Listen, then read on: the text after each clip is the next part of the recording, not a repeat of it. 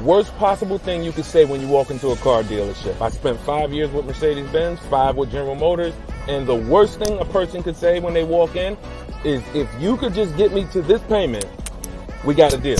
So your loan's probably still like 19, which means you got to pay to get out. You're upside down. It's called negative equity.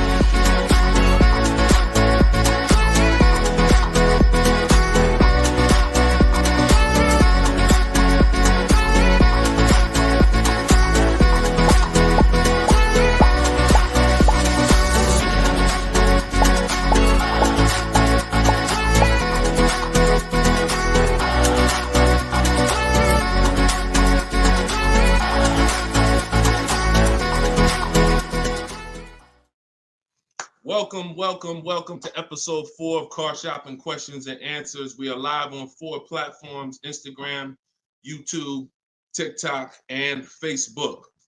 Okay, we already got people asking questions on TikTok. As you come in, we do these shows at 12. Hold on, I want to give my camera time to focus because I'm doing a lot of moving. We do these live shows, it'll focus in 1 second, at 12 p.m. and 3 p.m. Eastern time.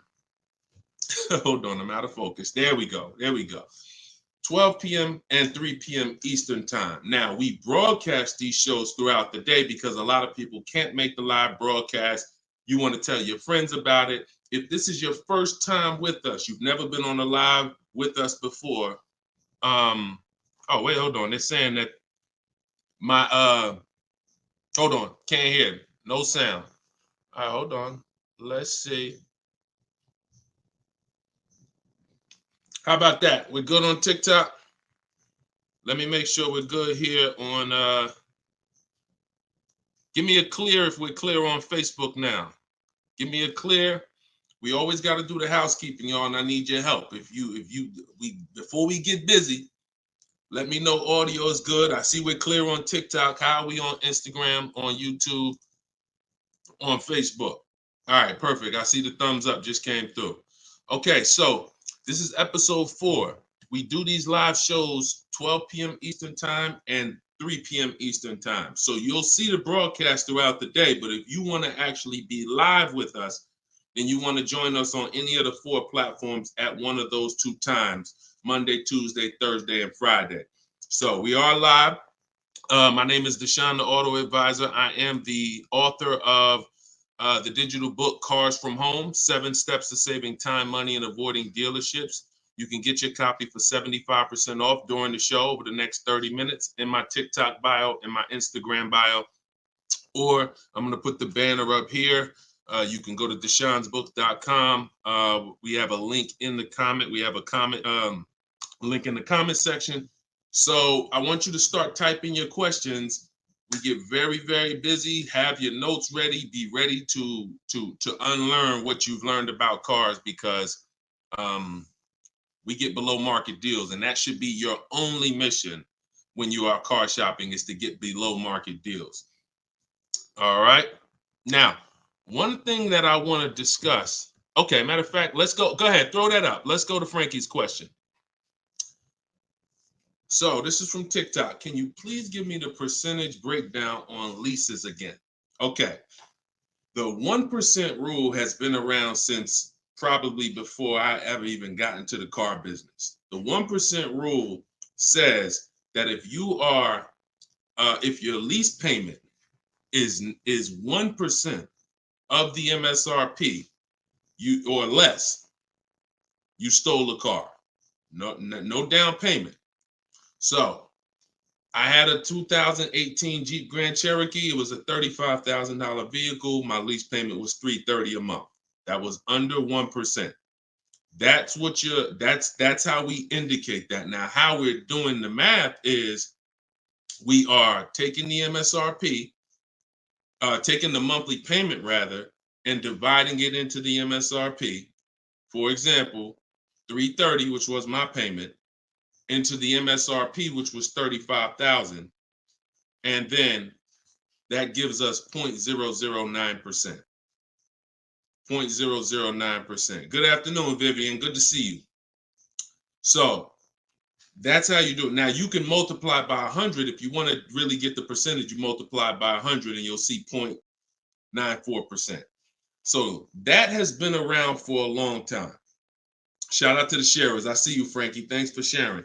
Please DM me too. I'm still waiting on ideas for what we could do for the people who share the broadcast. I mean it. We want to make sure we are rewarding people who share, tag, people who invite people to the broadcast. So DM me these ideas. Those are the only DMs I'm looking for because we get too many DMs to really respond to them. We get probably 50 to 100 a day. So we can't respond to all DMs, but those are the ones that I'm looking for. Okay, shout out to everybody who shares. Now, that's been around for a long time. That's how you know you stole the car. It's not even a question now that we still need to get offers because like this is Freener right here. This is why you never want to get excited about one offer unless it's the lowest bid. Here's why. Freener, she just got a, hold on, I'm putting it up here on the screen. She just got a 0.88% lease on a Jeep Grand Cherokee hybrid anniversary edition. $65,000, $65,950 was the MSRP. Her best bid was $579 a month. She's in the video library. She has what we teach. Getting bids. See, so sometimes you could look and be like, oh, this offer looks really, really good. Should I take it? Not if it's not the lowest bid. It must be the lowest out of at least 5 offers. Because what I always tell you is 80% of dealers are overpriced. They're going to overcharge. So that's how you know if you won. Now we had to come up with something. When I started teaching people about leasing, I said, oh, shoot, some of you going to go out here and you've been buying your cars and you're going to walk into dealers and you're going to get a lease and you're going to think it's good because you're still paying less than somebody who actually bought. But we had to come up with something that was showing you when you were overpaying for a lease. And so I started doing some math because I love math. And once I worked the math out, I said, okay, how much are we paying before we're paying too much for a car we're giving back? 1% is the steal. But what's the limit? And I started looking at how cars depreciate, how much car, if you bought it, how much the car would depreciate. And I came up with 1.5%. So when we look at the same vehicle that is, let's say a $40,000 vehicle, for example, 1% is $400 a month or less. 1.5% is $600 a month. Now, what you look at is the total you're paying over the 3-year lease. 600 times 36 months, that's 21.6. So when you take $40,000, you add your taxes and everything, you're probably going to end up about 44. 21 is about the threshold where you're still paying less than if you had bought. You're still losing less value, but and you're tying up less money. But at the same time, that's the limit. Above 1.5%, there's no value in this lease anymore. And that doesn't mean we go buy the car. That means we look at competitors because competitors do offer more aggressive lease pro. Every single vehicle, you guys, and there's over 400 of them, has a different lease program. Sometimes even the trim level is different. The Touring has a different lease program than the Limited. So we don't deal with overpriced leases. And so that's why I created the 1.5% rule. That's how it became to be, based on the fact that I knew a lot of people, as they unlearned that bad advice about leasing, as I taught it and as they heard it from other people, they were going to go and get leases. And it's important that you know when there's no value in a lease and you shouldn't be accepting a lease. And that doesn't mean, and look, let me be very clear. That does not mean, that's why I explained the first part of this question, of this answer. You don't walk into a dealer and say, hey, I'm trying to get under 1.5. You don't walk into a dealer and get a lease quote and then you say, hey, well, look, I got to be under 1.5%. No, you're doing this wrong. Again, my mindset and what I'm trying to get you to use is Cars from Home, where you should be, the only reason you should be in a dealership is to test drive cars. if you're buying new cars or leasing. Test drive, you're in and out of there in 20 minutes. The next time you're back in a dealer is another 30 minutes to pick up your car if they don't deliver. That is the only reason. We never talk numbers in a dealership for a new car or a lease. Are we clear on that? These are rules where it's like, if you want to use what I teach, and I want you to use it so that you can get the results that Frina got, that Danielle got, that we've worked with over 8,000 people in the last since 2021. I want you getting those results. And in order to get them, you got to know what the boundaries are. Deshone says we never talk numbers in the dealership because you have no leverage there. Your leverage is at home, in control, communicating with multiple dealers, and where you can't get emotional. Okay? Clear? So that's the 1% rule, and that's the 1.5% rule, Frankie. Great question.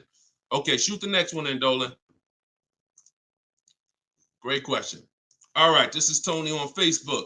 And remember, look, y'all, we are live right now. So some of you have seen the rebroadcast, and you're like, Deshone, okay, this is 3 p.m., 12 p.m., we're live. Okay, so this is the time to ask your questions. You're not watching the rebroadcast, and this is also the time to tag a friend and make sure they're here so they can get their questions answered. Shout out to the sharers. And could y'all keep tapping the screen on TikTok and running those likes up? This gets TikTok's attention and gets more people over here because we got to do this together. All right, Tony from Facebook says, hi, my lease is up in a month. I wrote to get 3 quotes from dealers. I only got 1. That's normal. The other 2 are taking their time. That's normal. I have a third-party restriction. Should I wait for the other 2 quotes or just run with the 1 quote? I never run with a 1 quote, and I get 5 quotes. So you're mentioning 3. I never mentioned 3. 80%, again, a lot of what we're talking about, y'all, is math. I'm unfortunate where I have the data. I got probably 5,000-6,000 people who have my book. We probably got close to 2,000 people in the Cars from Home library in my coaching program. That's a lot of data to prove that it's 80% that are overpriced. That's 4 out of 5. So the reason why we must get 5 quotes is because 4 are overpriced. So 3, not enough. Now, if you're doing this manually, this is still easier than you walking into a dealer doing it by phone. But at the same time, I do online. I go to their website. We are connecting with dealers through their website. You don't want to do this with third-party websites that say, hey, we could connect you with multiple dealers. You don't want that because now they're trying to sell your information to the dealers, and this is not what you want to do. You want to create a Gmail account specifically for shopping. We go to 25 dealers' websites. In my book, I link you to all the dealers so that you can just put in the zip code, and then it'll pull up all the dealers around you for every brand. But you can do this yourself. You can go there and you can actually you go to each dealer's websites. We do a copy and paste message. I have a template that I use that the people who follow my stuff use. And the template you need to tell them exactly what you want and what you're open to. Colors wise, this is why we build our car. We always build our car, go to the website, build the car, because we tell them exactly what we want and what we're open to. This takes us 20 minutes to contact 25 dealers online, copy and paste. We're telling them what we're looking for. Hey, these are the colors I'm open to, blue, black, or silver. These are the trim levels I'm open to, limited or touring. We're telling them this is these are the package, these are my must-haves. I need the big sunroof. All of that has to go in to it's not that you're not car shopping online. You're just now you're car shopping against people who their job is to make money. And so if you don't have what I'm telling you I've responded to hundreds of internet requests when I work for the dealers. If you're here for the first time, type a 1. If this is your first time ever being on a broadcast with us, type a 1. I want you to know a little something about me. I was inside car dealers for 14 years, responding to these quotes. So The reason why I'm giving you the exact strategies is because I know there's so many things that you're not trained to give the dealership that they need. They can't give you a quote without it. They can't shop correctly, without it. Okay, shout out to the first time people. Could everybody type welcome to the first time people? If you've been on here before, type welcome to the first time people. Now, once you give them that information, you're copy and pasting that. Copy, paste, copy, paste, copy, paste. You're doing that with 25 dealers. And then that creates the conversation to see where the dealers are actually coming, where the deals are coming from. But you need to see who has a car first.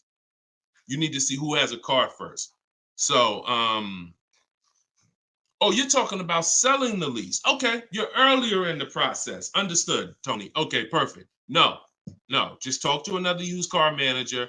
And you want to have conversations because one, your car is worth different things to different people. You need at least 3 for that. You're on point. Yes, 3 quotes for your lease buyout.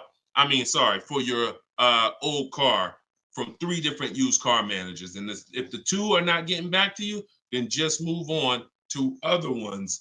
But be aware, you should be using those values you got online from the online buyers to see if you have equity, because not everyone has equity. The whole purpose of the equity assessment is to make sure you're not leaving any money on the table. That's the purpose. But there's no guarantee. Many people have turned their leases in not knowing that they should have done an equity assessment, and then the dealership sitting on $2,000, $3,000, $4,000, $5,000, $6,000 that they didn't know about. That's what we want to prevent. So if you do those offers and you see you have $3,000, $4,000 in equity, now that's when you bring it here. If you do those offers and you're at a break even or $1,000, then that's not always worth it, because those used car managers are not going to match the highest offer. So be aware of that. But if you have equity there, then 3 used car managers, that's how you make a move. Okay? Fight for your money. This is your money. If you end up making $1,500 out the deal even, and it took you 2 hours, where do you make $750 an hour at? $750 an hour. So this is your money. And if you don't fight for your money, someone else will definitely cash the check. All right? Tyler said, send the next one in. Tyler said, F&I director here in Houston of 2 large stores. Your content is great. I appreciate you, Tyler. This is the 20% right here. See, the 20% can always admit when we're doing something to help the market. The 80% will come on here and be like, oh man, this guy couldn't make it in the car business. Now he's teaching. All right, go ahead. Shoot the next one up, Dolan.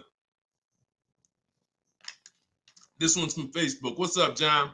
Instagram, y'all not typing enough questions. And Instagram, just so you know, the easiest platform to share on is Instagram, because you hit that little arrow, it looks like a paper plane, and it'll let you go down your Instagram friend list and send this broadcast out to probably 10, 15, 20 people.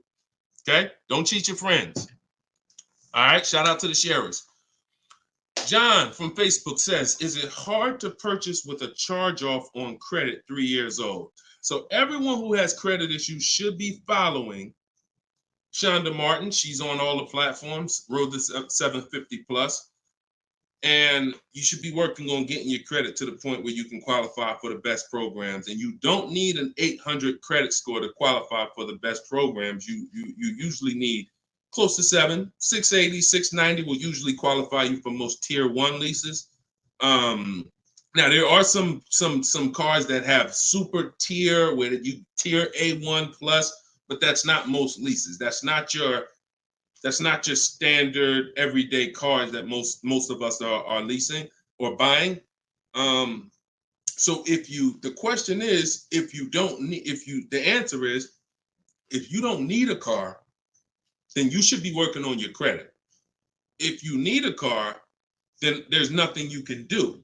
You need to make a move. And so I recommend a company like Limbuzz. We're always going to give the dealer a chance to match or beat our offer. So whoever we end up buying our car from, some of you have been taught never let the dealer participate. That's costing you money, because the dealer has 7, 10, 12 banks on their end. Now, If they're trying to beat and earn your business, now that's a winning position. See, check this out. When you have a finance manager who's saying this about you, what's the highest interest rate you think they'll pay? What's the highest payment you think they'll pay? That's a bad position to be in. That only happens when you have no leverage, you haven't shopped, you haven't come in with an offer, and now they're trying to see the highest interest rate that you'll pay. We're not doing that. You're doing it our way, which is we're going to have we don't let anyone touch our credit until after we find our car. Now, once we find our car, get our best deal through a bidding system, now we're going to take that purchase agreement, that's a receipt. Yep, I see the questions coming in on Instagram. We got you. Hold on, Atlantis.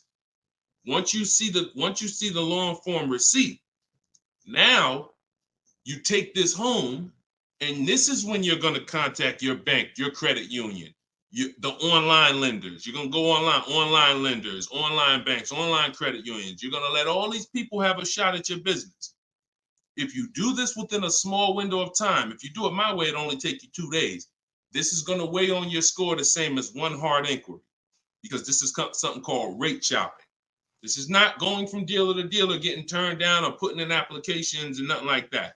This is how you rate shop correctly. I call this the bank bidding war. When you get my book, I also send you the bank bidding war blueprint. It's going to be going into my book, but I need about another month to be able to combine it. But I send you the bank bidding war blueprint. Now, the bank bidding war is 3 rounds. First thing we're doing is seeing, is there any special interest rates that the car we're buying has? In your particular case, John, with credit challenges, you're not going to qualify for that. That's okay. But we need to check that. If there's 0%, 0.99%, that eliminates our need to do anything else with financing, because no one else is going to beat that. Second part of the round starts, there's 3 rounds to the bank bidding war. The second part comes after we find our car, and it's what I just broke down. When we come home, we let all these banks, these lenders, online credit unions run our credit, and so they're bidding and submitting us their loan offers. Now, the third round is the dealer. That's when we're going to call the dealer who we reserved the car with and say, hey, I got 6.29 from this bank. If you can beat it, I'll give you the business. Now, this is the big difference, you guys. When you have a finance manager who's trying to beat your offer, who's calling their banks and saying, hey, I need to get 5 point something because this person already has 6. That's leverage. When you start bidding, like I'm teaching you, like what's in my book, like what's in everything we do, in my videos, everything's a bid. You have the leverage. And there's no way for you to overpay when you are getting bids. So that finance manager calls you back, it's only going to be 1 or 2 answers. Hey, Stuart, man, listen, I tried my best, man. I reached out to every bank I got. No, I can't beat that rate, man. I appreciate the opportunity, but you can go with your own financing. In which case, you guarantee you got the best loan. Second thing is, hey, you know what? You had a good rate, man, but I got somebody to beat it. So we can do it right here for you. Perfect. In which case, you guarantee you got the best loan. See, you don't have enough people competing for your business. That's where your buyer's remorse is coming from. That's where your lack of confidence is coming from. That's why you're driving off from a dealer saying, hey, you think we could have got more money? You think we could have got another $1,000 off?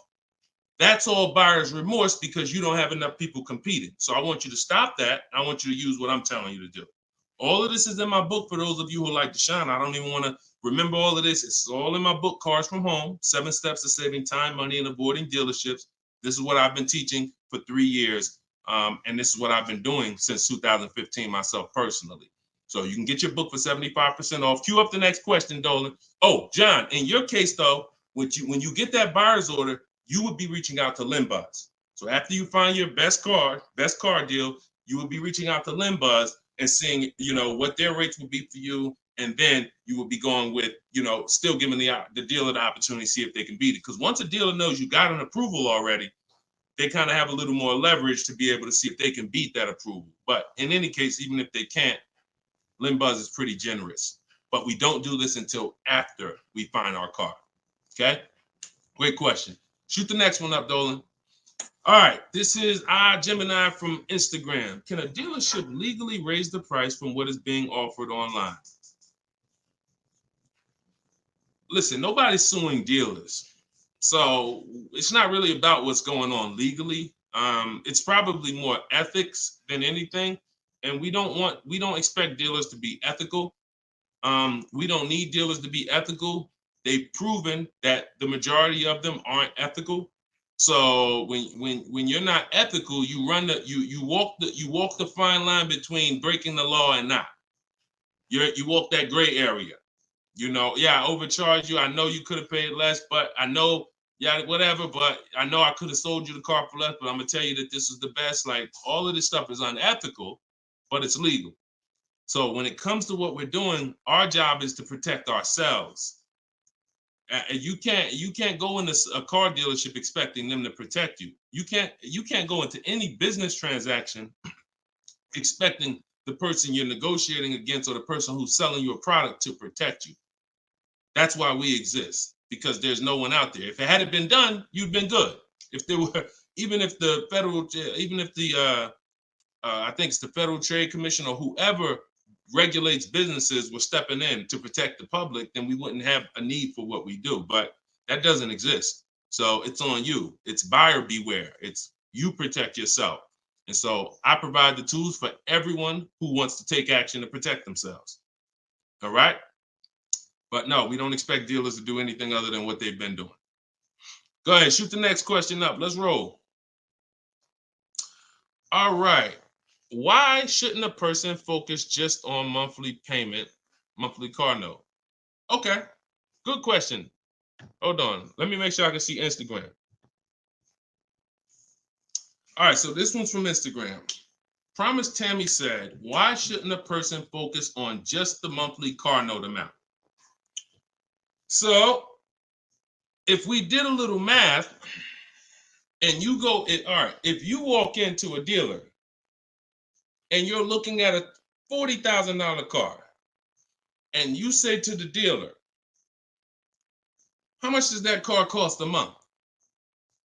And they're smart, if they're trained, they're gonna say, well, it's not really about the car payment right now. Do you like the car? And once you say, yeah, I like the car, let's get down to numbers, they're gonna ask you, they're gonna try to figure out what you could afford.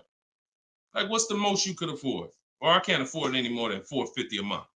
Now, some of you know every $1,000, every $5,000 on the purchase price of a car is how much per month. Some of you know. I know we got a lot of new people on here, but for those of you who've been tapped in with us, how much is every $5,000 on a car loan? So, and the reason why I give you guys this parameter is so when you look at that $40,000 car, thank you, Frankie, got it. You should automatically know every $5,000 is about $100 a month. Yep, you got it, Michael. All right, I see you. We got people tapping on every platform. Good job, Carmelo. So the reason why, see, those of you who focus on just the car payment, you are some of the people who the 80% of dealers are going to manipulate the most and make the most money on. Because when you come in, if you don't realize that that $40,000 car is in no way close to $450 a month, now you have someone who's going to try to manipulate the loan to make that car $450 a month somehow. Now, it's usually going to end with you having a super long loan. So I've had people come to me years ago, friends that would say, Deshone, what you think about this deal? I say, man, let me look at the paperwork. And I see, man, you know the loan is 96 months? Nah, man, I didn't even know that. Yeah, the loan is 96 months. What is that, 8 years? 84 months is 7 years, 96 months is 8 years. So you're out the door at an 8-year loan.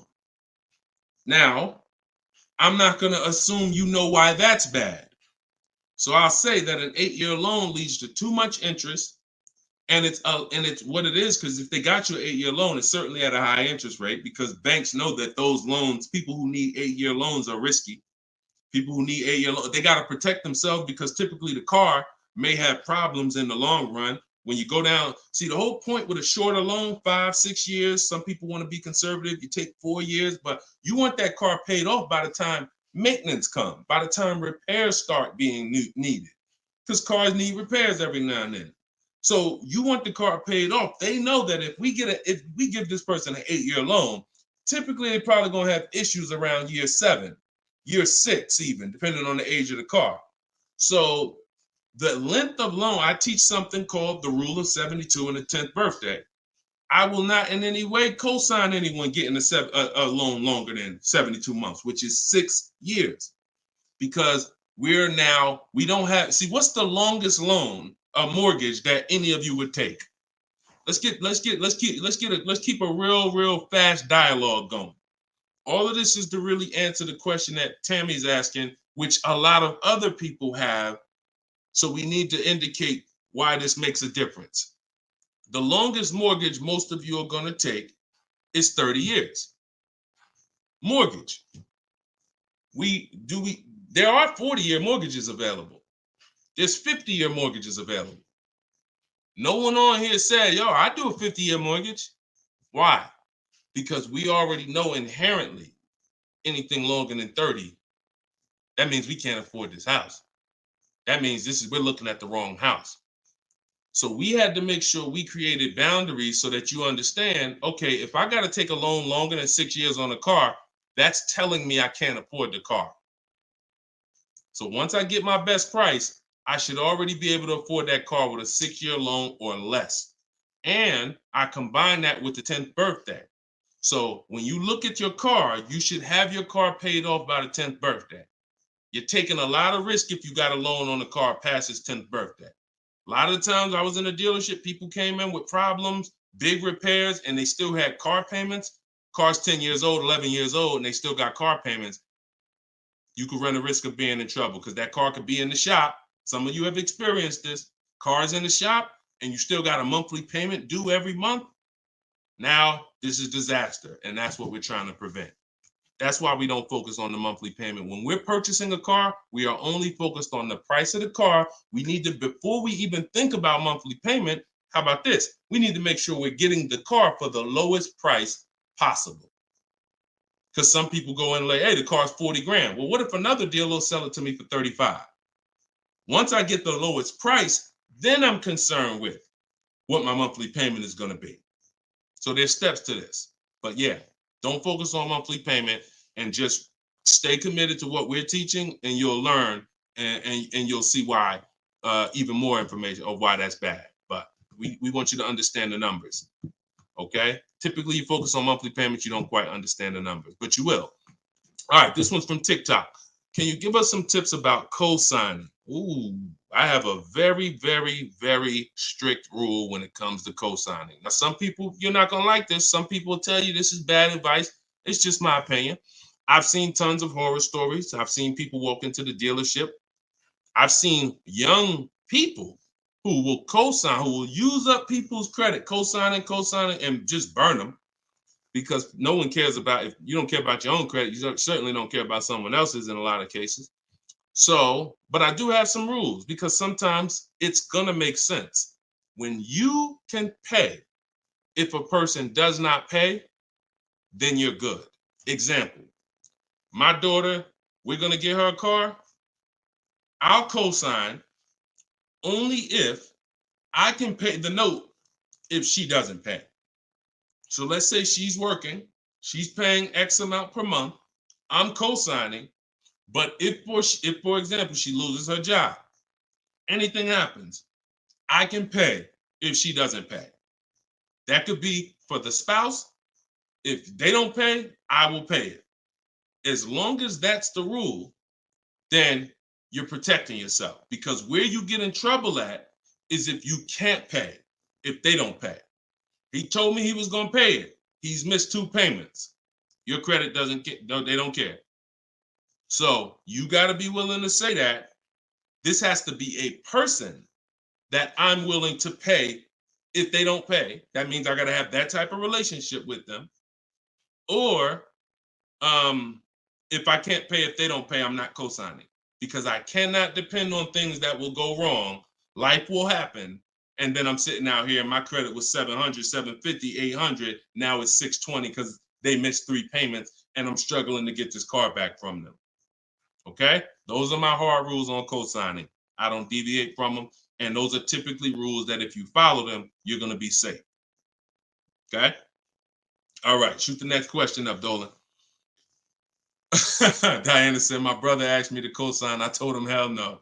Listen, that's it. Listen, people will ask you to co-sign quick as, listen, people will ask you to co-sign like they just asking to borrow sugar. Hey man, can you co-sign this loan for me? No, listen. It takes a while to build up great credit, and it takes seconds to destroy it. Nicole from Facebook said, are you able to negotiate third-party restrictions in a new lease? So these are two separate things. The third-party restriction is the selling of the old car, not the new lease. We're not mixing these two. So we're gonna, the people who work with me, you're selling your old car independent of the new deal. The new lease is its own transaction. We split everything we do into separate transactions. See, the car business has taught the public to give them up to 3 transactions. Buying a car from them is one transaction. Getting a loan from them is a second transaction. Letting them buy your old car, which you call trade. We don't use that word. That's 3 transactions. There's money in each transaction. There's money in each. That's why there's companies that only want to give you loans. They don't sell cars. There's money in loans. There's companies that only want to buy your car. They don't care about selling your car right now. There's money in buying cars.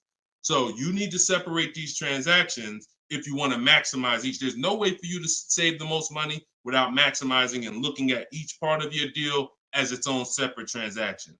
So if I have a third-party restriction, I'm doing the equity assessment. A third-party restriction is, some of you have leases.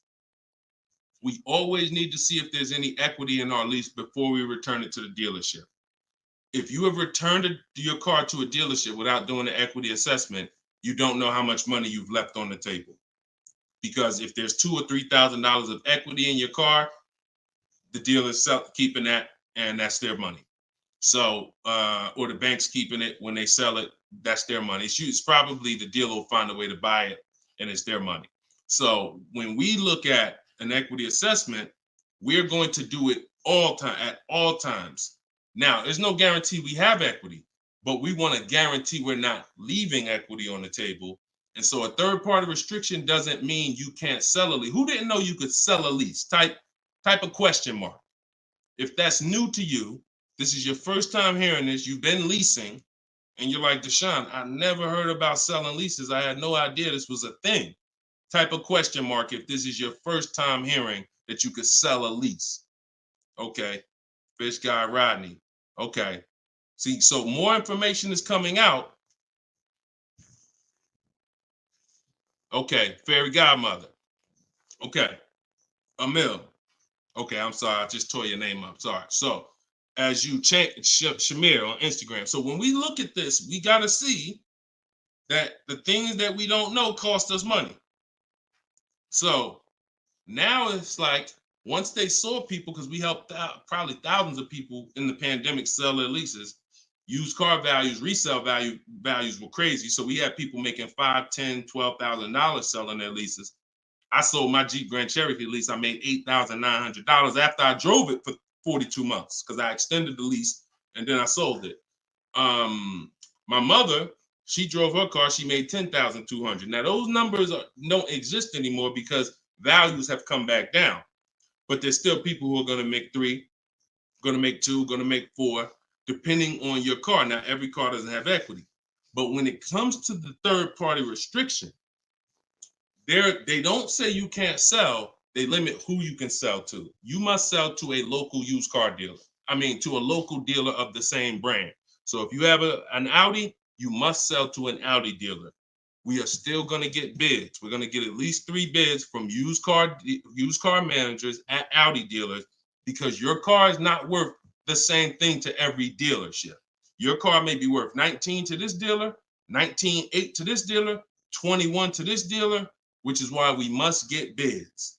Y'all gonna hear me say that word. Your favorite word, if you stick around and you use what I'm teaching, when you start mastering my strategies, your favorite words are gonna be bids, multiple offers, because that's how we save all the money. So okay, so that has to be handled, Nicole, separately. The selling of your car, the who I'm gonna sell that car to, you find that person first. Then you go shop for your replacement car. And then once you go sign that deal, you sell the car, you do it the same day, and you maximize both transactions. Okay? And all of this, guys, shouldn't take you any more than 90 minutes. This is not something that's going to take you hours. See, my whole thing is to show you how to get great deals in 60, 90 minutes from home. That's why my book is called Cars from Home. 7 Steps to Saving Time, Money, and Avoiding Dealerships. You can all get a copy for 75% off for the next 30 minutes. Just go to my TikTok bio. You won't leave the broadcast.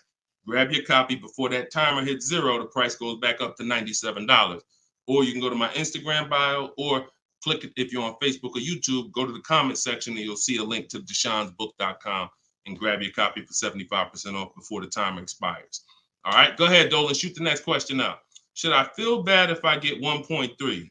I'd only feel bad if I got 1.3 and if it was my only offer. If it was my only offer, or if I only got 2 offers, then yes, because I'm going to tell you why. I'm going to show you something. When I look at what I see, hold on. Okay, hold on. We saw Freener. Some of you saw Freener. That's 0.88. That's just ridiculous. 0.88. But look, Charles, he gets a Palisade. He's paying $48,000 vehicle. His best offer was $597 a month, 1.23. Now, look at and sometimes people who are getting phenomenal, who are looking at cars that are super, super popular, they'll go a little further, and he reached out to 35 dealers. Now, I want you to pay attention. Some of you, the average person, only shops 2 dealers. My strategy is I teach 25 to 5. But once you see my copy and paste system, which is in my book, I have a copy and paste system where we're on their website. You'll see that I could talk to another 10 dealers. It only take me 10 minutes to open up contact with another 10 dealers. We always use a separate email.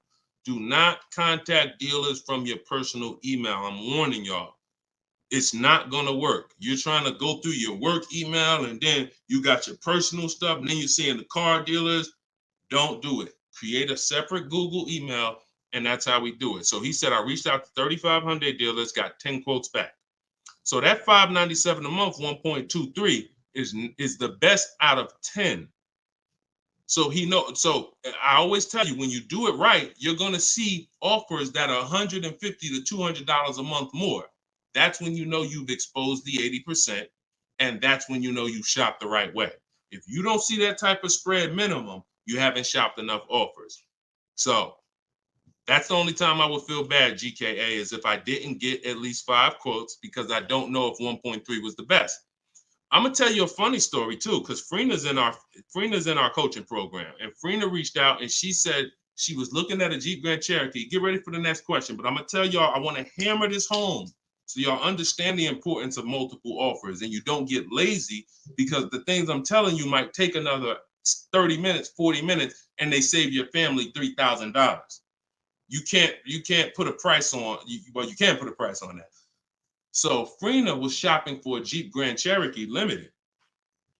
She comes to the group and she said, Deshone, this was the best offer on a Jeep Grand Cherokee Limited. It was like 1.2 and change. But she said, the guy that made me this offer said he has this 4XE. It's a hybrid. And he said he could actually do better on that one. She said, what do you think he told me what it would be. It would drop the price here. I said, if you're open to that, then you need to run your quotes again and get 5 more offers on that vehicle, because it may have a better lease program, in which case you need to open it up again. She opened it up again. That's how she got her 0.88% lease. So if she would have just said, well, this guy is getting me 1.1, I'm gonna just take that, then she never would have found a 0.88. multiple offers. That's probably $100 a month difference than what the last offer, $100 a month times 36 months on this lease. You're talking about $3,600. And she did it in minutes. Once y'all learn how to do this, it's minutes. This is not hours. I'm not spending more than 60 minutes on shopping for a car. Now, that doesn't mean I'm not spending time to decide what I want. But once I decide what I want, once you know what you want, 60 to 90 minutes to get the best deal. That's it. All right, shoot the next one up, Dolan. Keep the questions coming, y'all. We are live every day at 3 p.m. Eastern time. Well, not every day. Monday, Tuesday, Wednesday, Thursday, and Friday. Monday, Tuesday, Thursday, and Friday at noon and 3 p.m. So this is our live show. Okay.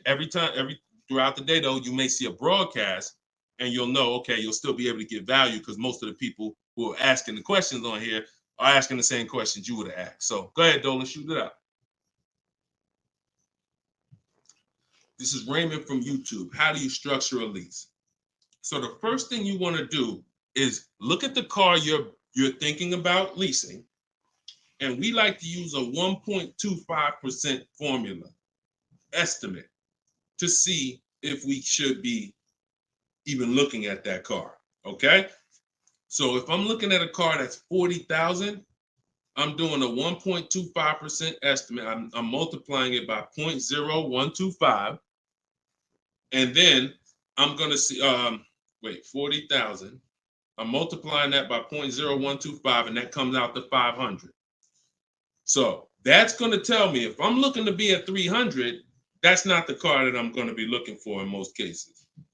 Now, we don't know if the best deal is going to be 1.25, but we're trying to estimate based on a bad deal is above 1.5. Anything above 1.5, we're overpaying for our lease. No money down. Money down comes later. Now a steal is 1.1%. So I teach something in my book. It's called 1% is the steal. Between 1% and 1.5% is the deal. And then above 1.5% is time to chill. We don't do that. So that's the first thing. Now, once we move past that, now it's time to choose our mileage. So we're going to look at our lifestyle. We're going to see how much we drive to work, how much we're going to be driving the car. And once we come up with that, you're just doing some simple calculations. What's your round trip to work? 10 miles. How many days a week? 5 days. Okay, that's 500 miles a month. That's if you do the math. Let's say your trip to work is 20 miles round trip, and you do that 5 days a week. You're doing 100 miles a week to work. Times 52 weeks of the year, that's 5,200 miles. So I walk you through this in my book, but this is simple. 5,200 miles, and then you say, okay, well, I like to do a little leisure. I like to take a little trip down here. I go fishing, 1,000 miles away, blah, blah, blah, blah. So you're calculating what you're going to do.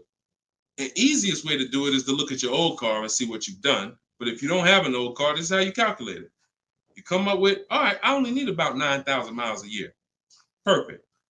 All of our leases, we shop our offers with 12,000 miles a year. That's your average miles.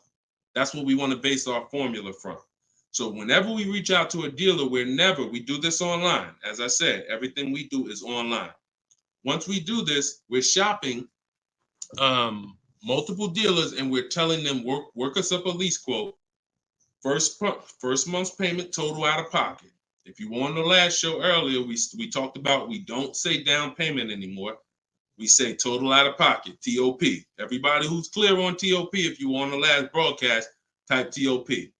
If you weren't, TOP is total out of pocket. That means only thing I'm giving you for this offer right now is my first lease payment, and I'm driving off.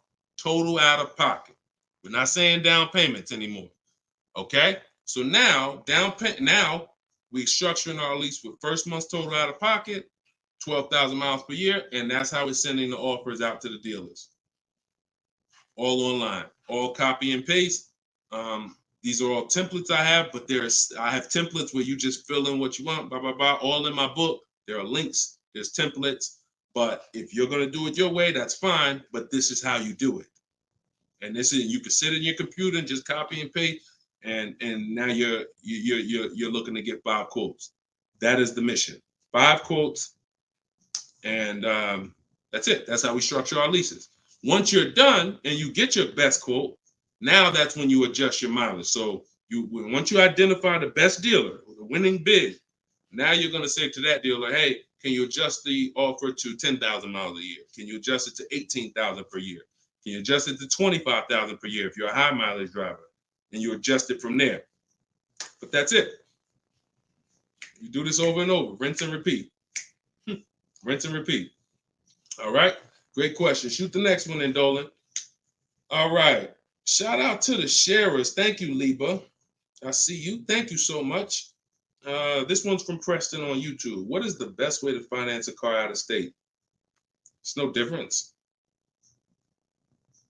It's really no difference. We're going to find the car. We're going to get the buyer's order. We're going to have them. Now, the thing about a used car, if it's a used car, we got to test drive the car. So what you may want to do is if you're picking up a car out of state, you may want to go there, lock up the car, grab a cheap hotel for the night, stay there, because you don't want to eliminate the bidding process. The bidding process is your bank, your credit union, online banks bidding, and then dealers bidding. The dealer who you get the car from, they're bidding against that. Some of you don't really understand how much money is in finance. On a $40,000 loan, 2 points on an interest rate could literally be $2,500. So we got to understand there's a lot of money in loans. So if I'm driving to pick up a car out of state, what I'm typically going to do is go test drive that car. If I like it, I'm locking it up with a deposit. I'm taking that buyer's order. I'm gonna go back, depending on how far it is. If it's 3 hours away, I'm probably not gonna drive home and then come back. Depends on you.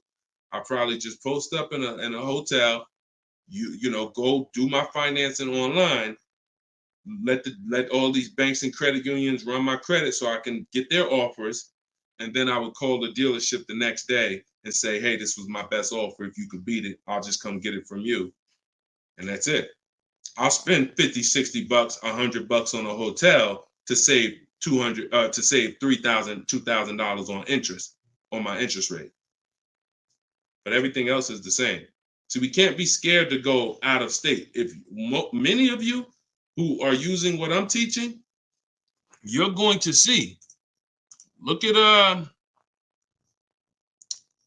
Eddie. Who was Eddie who drove? Hold on. Short conversation. John, hold on. Market. Trying to think. I'll see many of who I'm going to share with you. You'll see they'll say when they're picking up their car, I'm driving 45 minutes. I'm driving an hour and a half away. Look at Sean. Perfect example. Sean,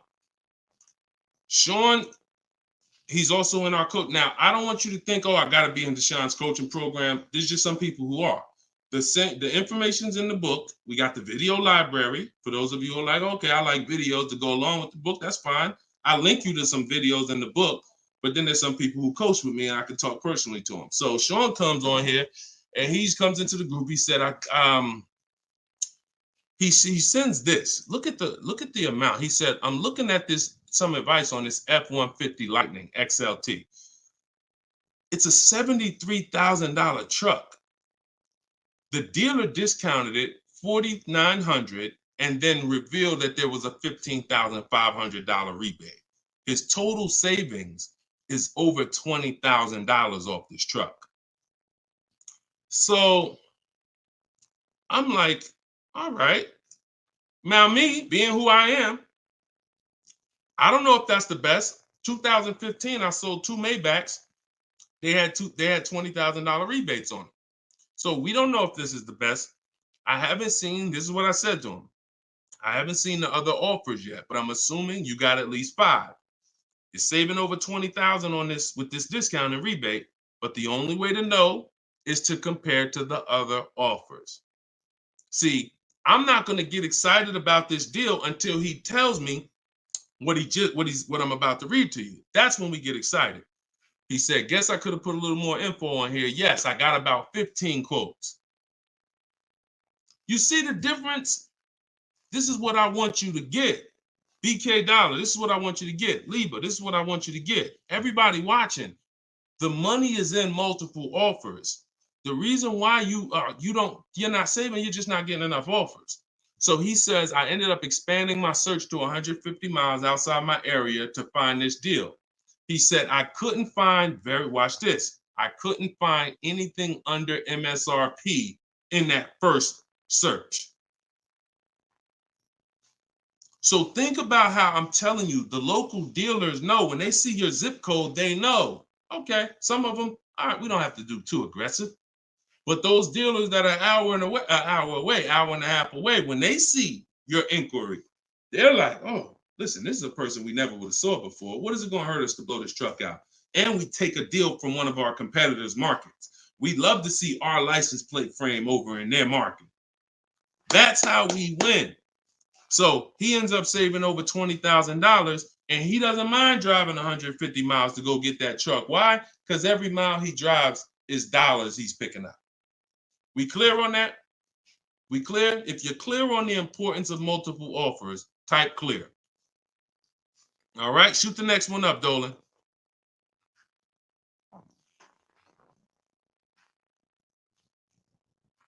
Okay, this one's from Instagram. Atlanta's Black Gabriel, or Gabrielle. I think it's Gabriel, my fault. So, in the market for a new Chevy or used Chevy Malibu, what's the best route, leasing or financing? How many years are you keeping the car? If the answer is 8, then you should be buying.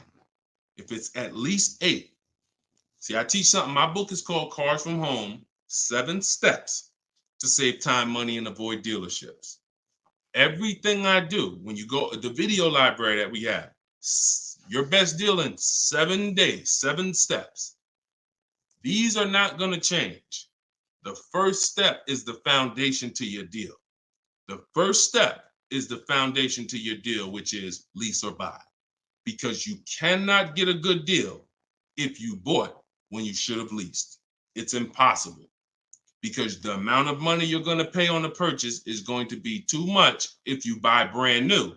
And if you buy pre-owned, it's going to be about the same amount you'll pay. So when you buy, if you're not keeping your car 8 years and you buy a used car, 3-4 years old, and then you trade it in 5 or 6 years, you're going to pay the same amount or even a little more than someone who got a great lease deal and drove brand new vehicles.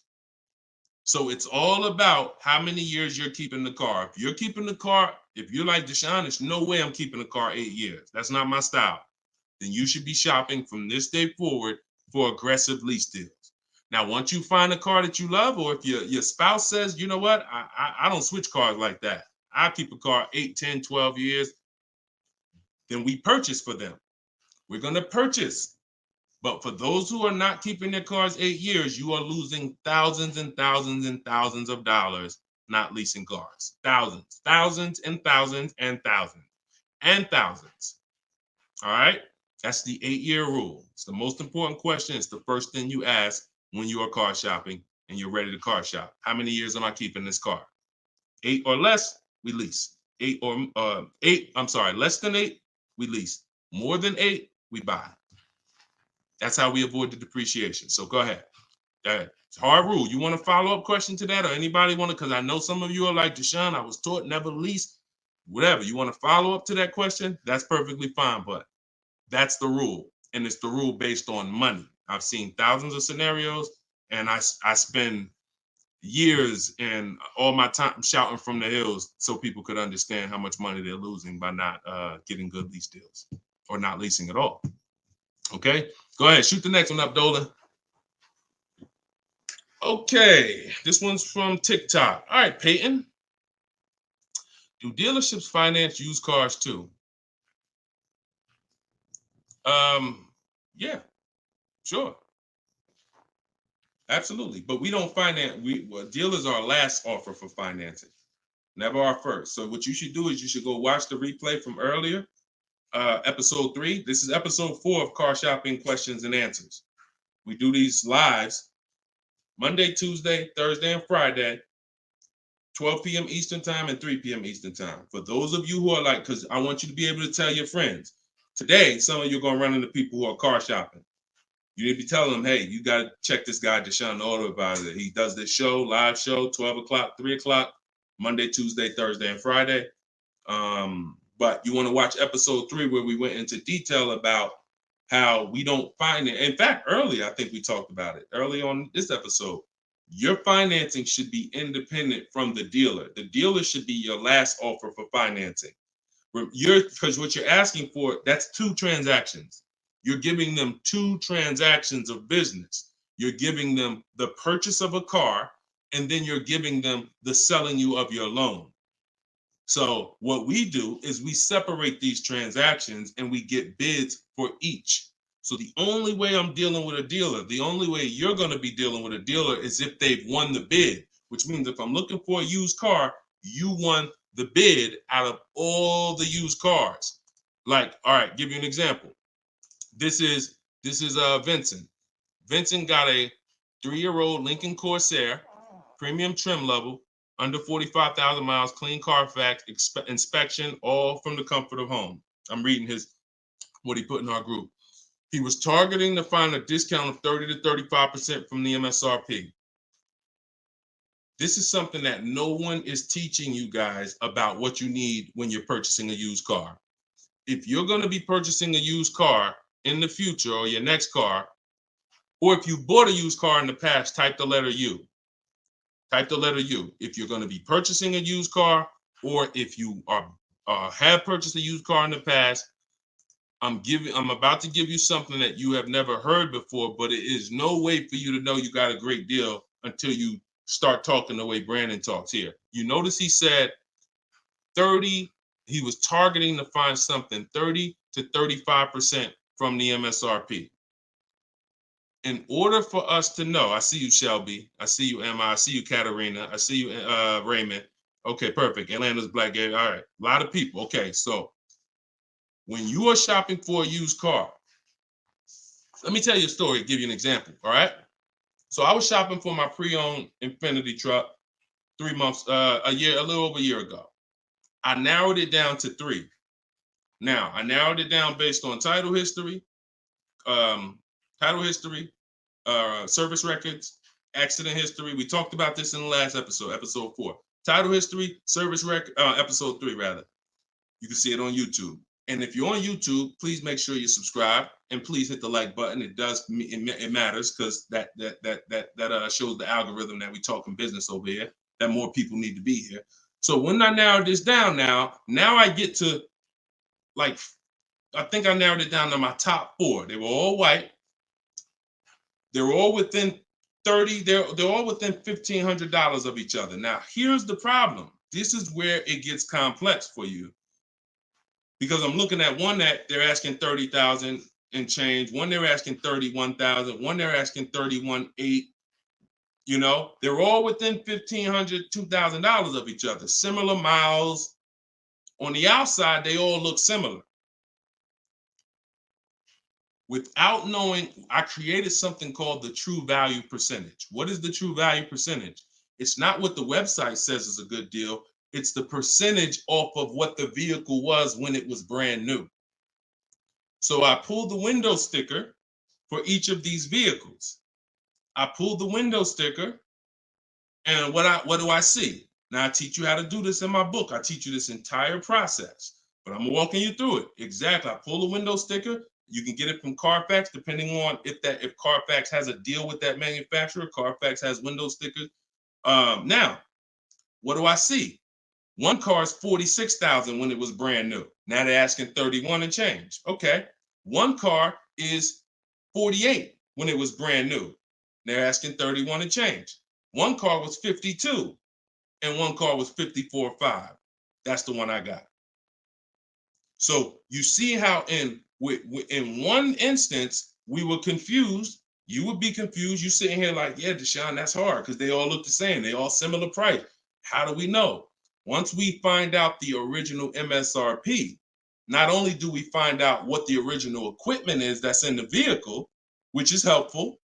I wanted to know this is an Edition 30, got all these special features. That's helpful to know too. But more important than that even is to know that that car was a $54,500 car that they were asking $31,800 for, which means I got a 42% discount. That is something we created called the true value percentage. And that's how we make sure we choose the right used car when we're ready to pick the final one. This is what we do here, y'all. If you this is why, like, this is why we've been blessed, because God knows we're giving you the information you need to win with. So all of this is in my new book, Cars from Home, 7 Steps to Saving Time, Money, and Avoiding Dealerships. If you want it all in one place, you can watch the show. You can watch my free social media videos. I got hundreds of them. Or you can say, Deshone, I'm going to get this it's 75% off in my TikTok bio. It's normally $97, but you can get yours for 75% off. And you can get it in my Instagram bio, or if you're on Facebook or YouTube, click the comment section and click that button that says Deshone's book and get you 75% off for 30 minutes. After 30 minutes, price goes back to $97. So, all right, but that's the true value percentage. And that these are the things that we never buy a used car ever without looking at the true value percentage. So when you saw what he said when he bought that Lincoln, as he was targeting to get something 30 to 35% off MSRP, and he ended up getting one for 43%. So that's what you need to know. Go ahead, shoot the next one up, Dolan. Great questions today. All right, Raymond on YouTube. Does it make sense to buy an existing lease? So when you're buying a lease, all you're doing is buying a used car. That's how you got to look at it. It's a used car. It's just, it may be your car. If you're buying your lease out, it's a very different. See, what I see most times is people want to buy their lease because they don't know how to shop. Because there's deals out here. We've been making deals since the pandemic. I started our video library. We started that in 2021, November. Middle of the pandemic, when people were paying ridiculous prices over with the 80%, they were cashing the biggest check they've ever cashed in their lives. Like in their lives, they were like, and we were getting deals all since then. Felicia came in. She was our first person in our program who got a BMW. She saved $1,950 January 2022. And so we when you get bids, you reveal. That's why we don't pay attention to nothing out there. I don't care what anyone says, what any dealer says does not matter to me. That does not matter, because I know that if we got deals all through the pandemic, oh, forget it. That's why this market, we're killing it even more. So, you know, if you're buying your lease because you're keeping it another 8 years, you say, man, Deshone, I used to lease, but you know what? I really want to buy something that I could keep for 8, 9, 10 years. Then sure, buy the lease. But if you're not doing that, then you're moving from a lease mindset, which is I'm driving great cars, brand new cars, always under warranty in most cases, latest and greatest features, low payments, pennies on a dollar compared to people buying. That's a whole value system. That's mindset right there. These are the people who are shopping for a lease. These are the benefits of leasing. And then you're moving and saying, all right, I'm going to buy a used car now. Very different, very different. So you got to be, you have to have had a change in mindset and goals to buy your lease and buy a used car. And it's never, what I see most times is people just don't know how to shop. When you use what I'm teaching you to shop, get 5 offers, you're going to see there's deals everywhere. Everywhere. Go ahead. Shoot the next one up, Dolan. You can't pay me to negotiate your lease, because I do this in 90 minutes and I'm teaching you to fish. You know, I've had people who used to buy cars from me. Hold on, keep that question up from Nicole, but I saw this person on TikTok. I'm not in the business I'm in the business of teaching people how to fish. So, you know, because what happens is you're building a trust in something. Like, if you're not willing to learn what it takes to do this in 90 minutes from home, like I'm teaching you, then you are the same type of person. That same mindset will lead you to go into dealers because you're just lazy and scared. Now, I'm not saying that's you. I'm warning you to not let that be you. I'm warning you you can't pay me enough. I'm not in that business. I'm in the business of helping people all around the country. It don't matter what you pay. Of course I don't think you would ever even ask me to work for free. I'm telling you though, that's not the business I'm in, because we can help thousands of people all around the country. But you're not realizing that your transaction is a 5-figure transaction. There's nothing else in this world that you're going to give that type of control. If you were going to start a business and it was going to take a $30,000 decision, $30,000 of your money, would you ever be looking and saying, oh, could you do this for me? You see, we do things with cars because we've been programmed to do them with cars. Car dealers have made you so scared that you've been programmed to do something, but you never do it with anything else. You never do it with a house. You wouldn't say, hey, could you just, I'll pay you to get my house for me. I'll pay you to, start this business for me. No, it's only cars. So when you realize that this stuff is easy, that old way of going into dealers and going back and forth, see, you're thinking of the old way. You're thinking, oh, I need somebody to tag along with me. Yeah, I got Deshone sitting over there next to me. I wouldn't be there because I'm at home. Where you see me at, this is where you see me at is exactly where I got my Infinity truck. I just told you about the deal. Where you see me at is exactly where I get my cars from. I sit right here, and all the people who got my cars from Home Book, who are in the Cars from Home video library, they're all right here. Some of them in the airport buying cars. Some of them at their desk at work making deals on cars. Nobody who's learning from me is in a dealership making deals on cars. So that's the old way. And if you think that you got to unlearn that or you can't win with me, you got to scrap that. I know it's painful. I know it sucks. I know it makes you feel like you're a loser. But that's what I'm telling you. Scrap that joint and do it my way. And when you do it my way, you're going to be like, oh, shoot, man, how the heck wasn't I shopping like this years ago? All right. So now Nicole on Facebook. Do you shop or negotiate differently for a car that is low in inventory or shortage? No. Now, the only difference is, let's say, and this is the reason why we connect with 25 dealers. See, in my book, I said we use the 25 to 5. We got to connect with 25 dealers. This takes us 20 minutes because we're using a copy and paste system. So if you're going to all of these Chevrolet websites and copy and pasting in their contact box, copy and paste, copy and paste, copy and paste. Now, what you're doing is you're shopping out of all those dealers' inventories. So if you only do this with 4 dealers, then you only see one dealer who has a car. And they're like, oh, well, we it doesn't seem like it's a lot of these cars out here. That's why we're connecting with 25. You saw Sean, he connected with 35. And so when we connect with these dealers, we're not just doing it to get bids. That's one reason. But we also know out of all these 25 dealers, probably 10 of them have a car that matches what I would want. And then I'm going to get 5 to 7 offers. So now let's just say we're at a mid period where the 2024s are sold out and the 2025 hasn't come in yet. Now what's going to happen is all of those dealers out of the 25, maybe 2 of them have a car, and they're going to tell you, you know what, you really need to order it.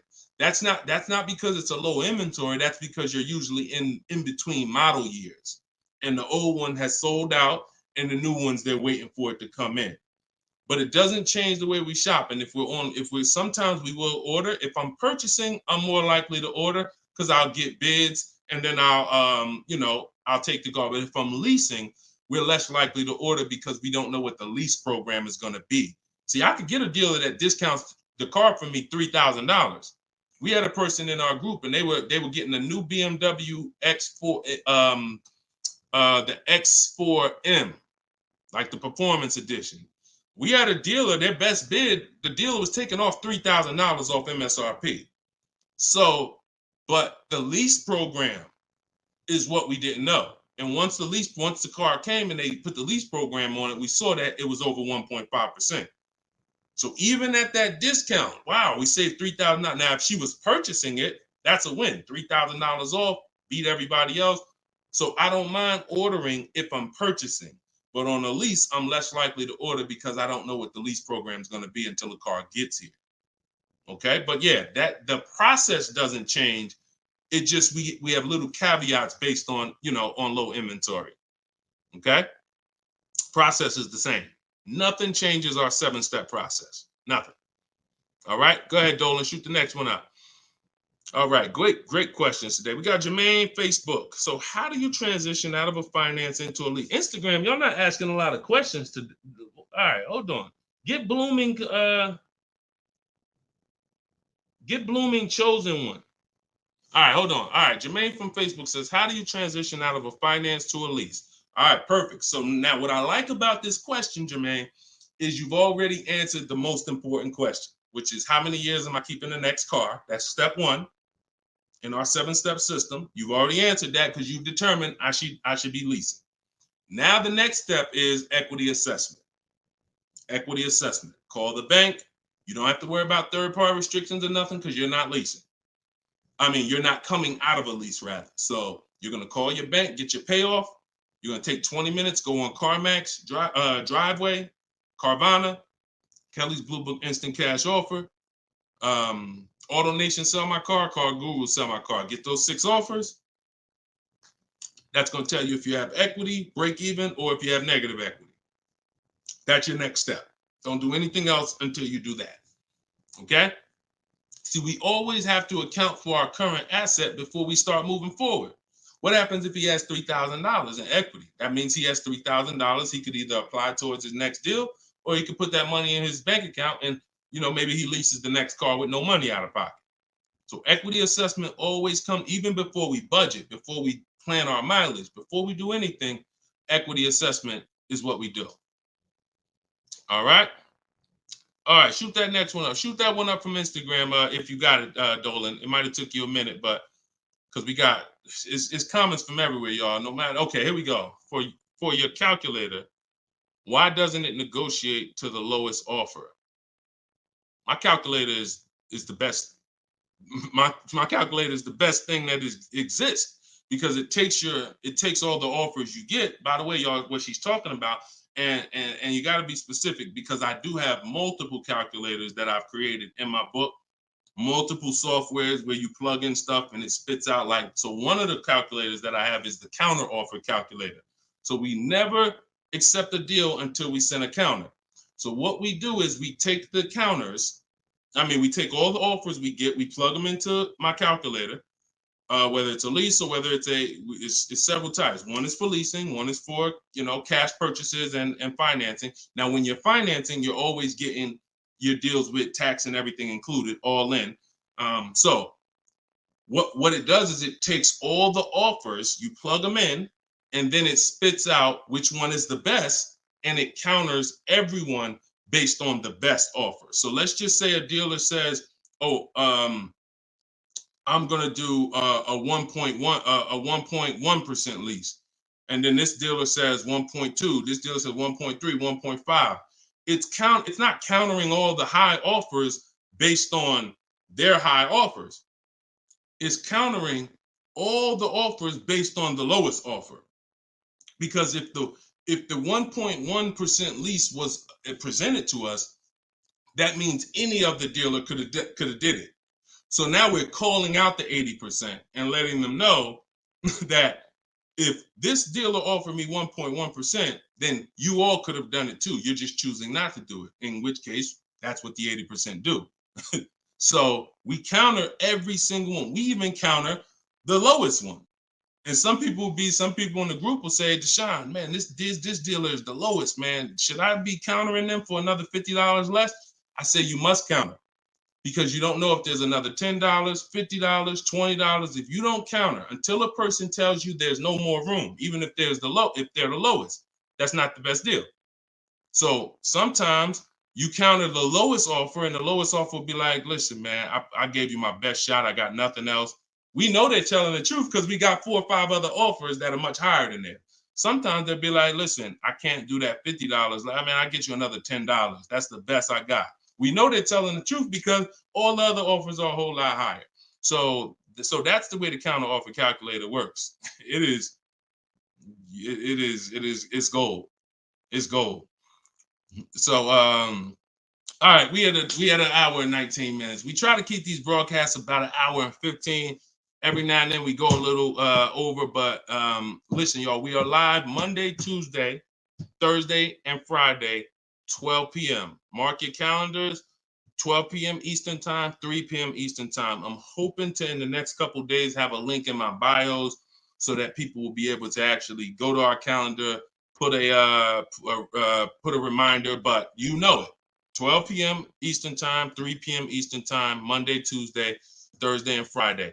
And this whole broadcast is sponsored by, if you just jumped on, I'm the creator, I'm the author of the book, the digital book, Cars from Home, 7 Steps to Saving Time, Money, and Avoiding Dealerships. You can get it for 75% off. It's normally $97, but as long as you get there before the timer hits 0, you can get it for $24 in my TikTok bio, in my Instagram bio, or you could go to deshonesbook.com in the comment section on YouTube or Facebook, get your copy for 75% off. I'm also the creator of the Cars from Home video library, and I've coached over probably 1,500 people now since 2021. So we've been doing this. Everything I'm teaching you is proven. And I'm going to tell you, just like I tell my coaching students, when you get my book, see, I don't do questions and answers for my book, y'all. See, there's people who DM me. First of all, I don't even see DMs. The reason why I can't do question and answers because there's no other author that does it. So I make myself available probably more than anybody. But when you buy the book, trust the process. If you don't see me say do it, don't do it.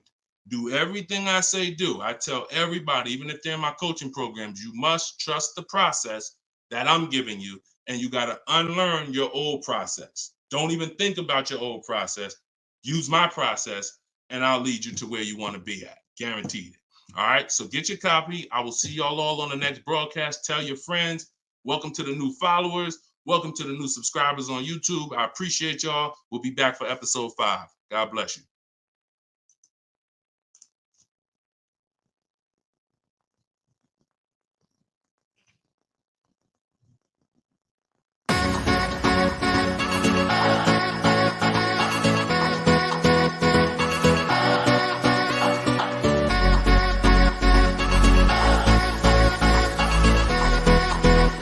The worst possible thing you could say when you walk into a car dealership. I spent 5 years with Mercedes-Benz, 5 with General Motors, and the worst thing a person could say when they walk in is, if you could just get me to this payment, we got a deal.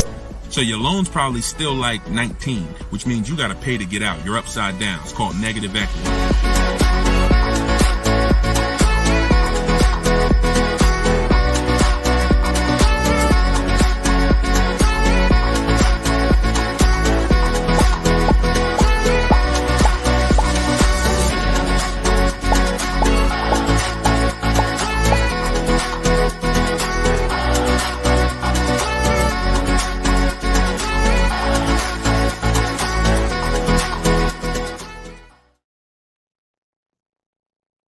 What's going on? What's going on? Welcome everybody to Wednesday, 12 noon car shopping Q&A. This is episode 5. We do these live shows 12 p.m. We're not going to usually be doing Wednesday, but I said, you know what? Let's throw in a special 12 p.m. Wednesday. So we are actually live. I know some of you may watch the broadcast because we do rebroadcast these lives, but this is actually live, and we're going to be taking questions right now. So as you come in, if you could hit the share button and tag a friend. I'm just getting us up on TikTok right now. I got to make sure I keep people out who are under 18. So come on in. I'm going to share this. If you don't know me, if this is your first time seeing a show with me, type the number 1. Type the number 1 if this is your first time. Welcome back to people who have been here with us in the past or on previous shows. My name is Deshone the Auto Advisor.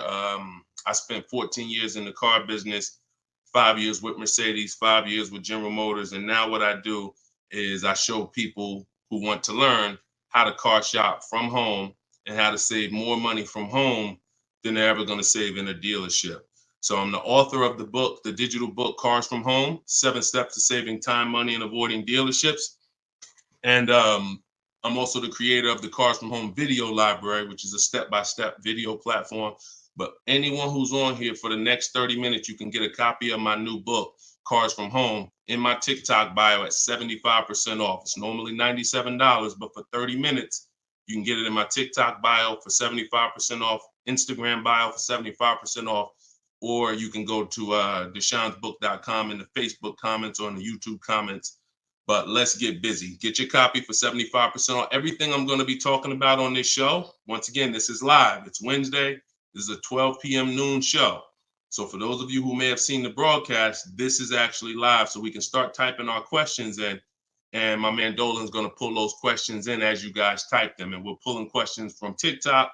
We're pulling questions from Instagram. Shout out to TikTok. Y'all can start typing your car shopping questions, and let's get busy. What's up, Mike? What's up, Fancy Girl? What's going on, Crows fam? I see you back. Good to see you.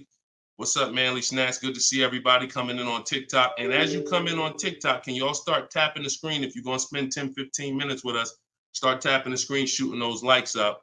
And then my man Dolan is going to bring in the first question when y'all type it. So Instagram, make sure y'all typing. Sometimes Facebook and YouTube, we notice y'all are a little slow. We need y'all to get a little faster because TikTok always types their questions fast and Instagram usually types their questions fast. But Facebook, y'all got to get a little faster with y'all questions. So we know that y'all going to step up today and start getting your questions in.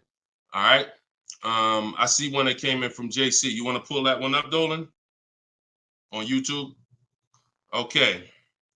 Our best deals, are they made from the comfy confines of our home, or should we hammer it out at the dealership going toe-to-toe, jab for jab with the salesman, finance, and sales managers?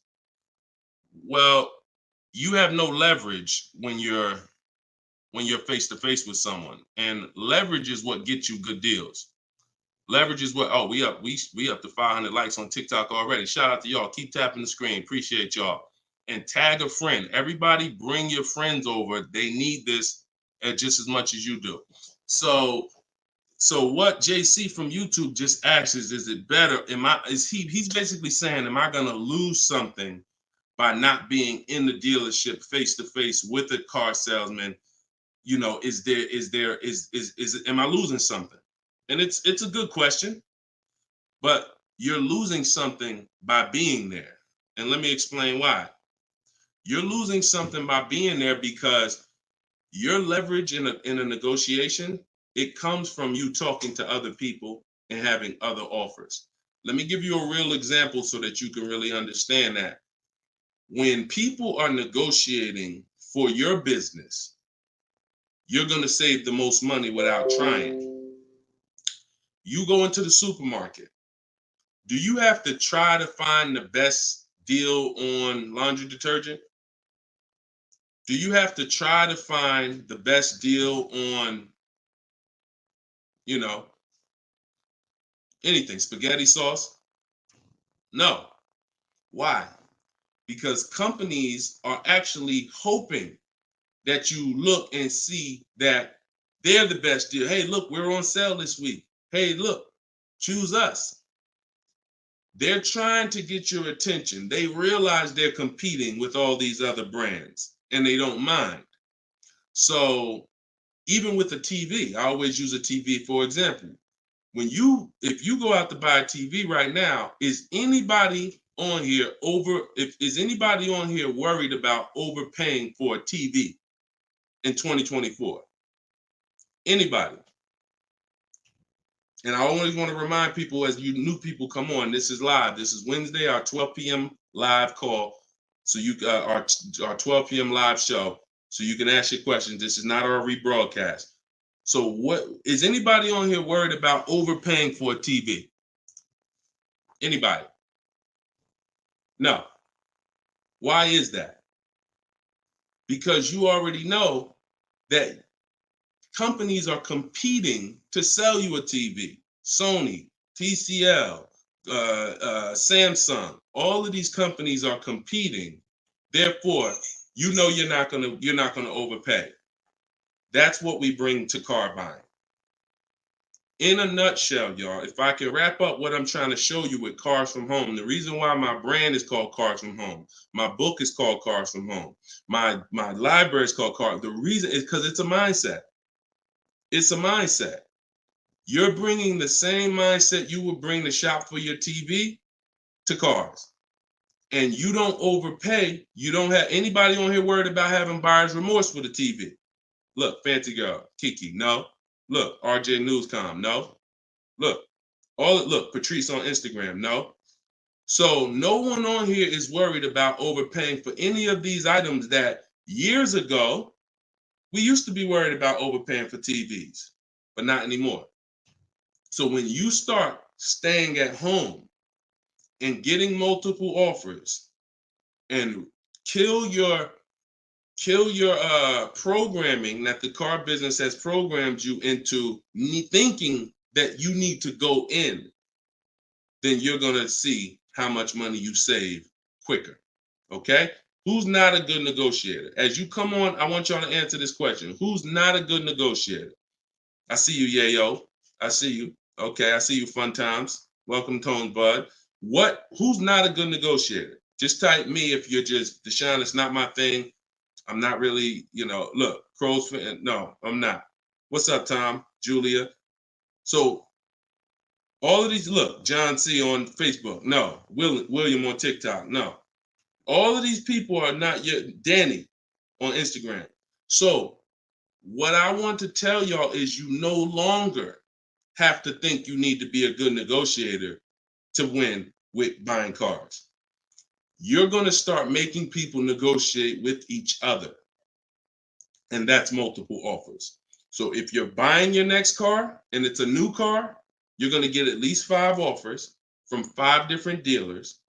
And if you're leasing your new car, you're going to get at least 5 offers from 5 different dealers while you're at home. And if you're buying a used car, you're going to stay at home. You're going to look at the entire used car market on all the marketplaces. I teach 8 marketplaces. You need to be everywhere a used car is. These are like if you were buying a TV, to continue to use that example, you wouldn't just be on Walmart.com, but not be on Amazon. You wouldn't skip Best Buy. You wouldn't skip PC. Wherever there's a TV, you would be. It's the same thing. And y'all are going to save more money than you've ever saved, easier. This is how you take control and have your confidence, and you are empowered. Okay? So that's the answer to your question, JC. You don't lose by being at home making dealers bid. You lose by being in dealers going one-on-one. Okay, great question. Shoot the next one up, Dolan. All right, this one is Mr. Martinez on TikTok. Do they require a credit check with the request? Now, that's a good question. They'll make you think they do. Whenever somebody requests your credit for a quote, just know that that's a tactic. This is why you don't want to be in dealers talking. Remember this rule. Never talk numbers for a car in the dealership. Okay? Never talk numbers in the dealership. You want to only test drive the car. Now, it's a little different with a used car. New cars, leases, never talk numbers in the dealership because you have no leverage there. It's continuing to go back. You have no leverage inside the dealership. Now, when you are requesting your quote, you're going to the dealership site. In my book, my book is called Cars from Home, 7 Steps to Saving Time, Money, and Avoiding Dealerships. Everything that I'm teaching y'all is out of one of those 7 steps. Now, when you get to the point where you're getting offers, we're not using third-party websites because dealers pay for those leads. We don't want dealers paying any extra money to a company to get in touch with us. We want to go direct to dealers' websites. This takes 20 minutes. If you do it my way, you're going to the dealer's website. In my book, I have a link to the dealers, each brand. You put your zip code in and it'll pull up all the dealers. Now, as you go to these dealers' websites, you're doing a copy and paste. Copy and paste. And now, what are we saying in that first message? What we want, what we're looking for, when we can purchase. We're not talking about numbers yet. We just want to see who has a car. Now, once we see who has a car, now my strategy that I like you to start using, and some of you who have my book, you've used it already, is the 25 to 5. 25 to 5 is when you're connecting with 25 dealers online, and the goal is to get 5 offers. So, and the reason why we get 5 offers is because 80% are overpriced. So 4 of those 5 offers are usually going to be overpriced. That's when you know you did it right. So when we're getting our quote request, one dealer might say, oh, I can't do it without credit. One of the things we say when we're requesting quotes for a lease is assume tier 1. Now, for those of you who are purchasing, not leasing, you're going to request quotes all in, taxes, fees, everything in. Now, there are people who are going to try to knock you off your game. Some of you know, if you have my book, I have scripts for everything they're going to say, because I used to have to use these templates. You're going to hear stuff like, oh, we need you. When can we get on the phone? Can we just have a quick phone call? My script for that is, I'm going to be handling my whole process from home. I'm only going to be talking to the person who actually makes the best offer. And then you always end with a question. So you will always ask. You never want to end your communication online just end with a statement, because they're trying to get you on their agenda. You're trying to keep them on our agenda, which is, you're either going to let me know what car you have. Do you have a car that matches what I want? Second, once I confirm you have a car that matches what I want, can you give me an offer for it? That's what we want. And everything we do is to stay on that agenda. Does that make sense? When you're leasing and you're buying new cars, you have to have an agenda, because, again, I'm trying to teach you, I want you shopping with strategy. I've been doing this, helping people since 2021. We've helped over 8,000 people, probably 6,000 with my book, another 2,000 with our video program. So this, we know, works. I'm not telling you something that I'm hoping works for you. You just have to do it. But what you're going to have to do is stick to the agenda and realize that my only two purposes is to find out, does a dealer have a car that matches what I want? And can you make me an offer on it? That's it. And now I have scripts in my book that do that. For all of you who just came on, this whole show is sponsored by my new book, Cars from Home. And you can get your copy for 75% off. It's normally $97. It's a digital book, because I need to update it as things change in the market. And if you got a print book, if I printed a book and now I mailed you a book, now you got the book and it works now, but when you go to use it a year from now, some things may change, some websites may change and whatnot. Now you got to buy another book. So this book is a one-time, you get upgrades as I upgrade it, and I probably updated it at least 4 times since I launched it. So get your copy for 75% off in my TikTok bio, but you only got 30 minutes. Once 30 minutes passes, it goes back up to $97, which is still a great price, by the way, because you're going to save thousands of dollars using it in my Instagram bio and my TikTok bio. So you're never getting to the point, Mr. Martinez, where you are giving a person an opportunity to run your credit, because everything you're doing is at home requesting information. So as long as you get into the business of being at home, writing and requesting prices and seeing which dealer is going to offer you the car for the best price, you're never going to be in a position where you need to be giving your credit, because there's no reason. And if you give your credit, you really fell for the game, because now they locked you into them, which is the goal. So no reason for everybody, no reason to give credit to give somebody our credit to get an offer. All right, go ahead, Dolan. Next one. Type your questions. I see a lot coming in from Instagram. I'm in the dealership right now. Vital on Instagram. Keep that up, Dolan. Vital just said I'm in the dealer right now. Now, if you're there negotiating, then you're never going to get the best deal. You're never going to get the best deal. Understand, y'all, I'm not playing games. For those of you who don't understand what we really do here, like, this is Greg right here. Greg used our strategies. He got a $56,000 Kia EV6 win. He got it for $527 a month on his lease, no money down. That's through bids. That's not through negotiations. Danielle's lease, $44,000 Audi A3. She got it for $550 a month, no money down.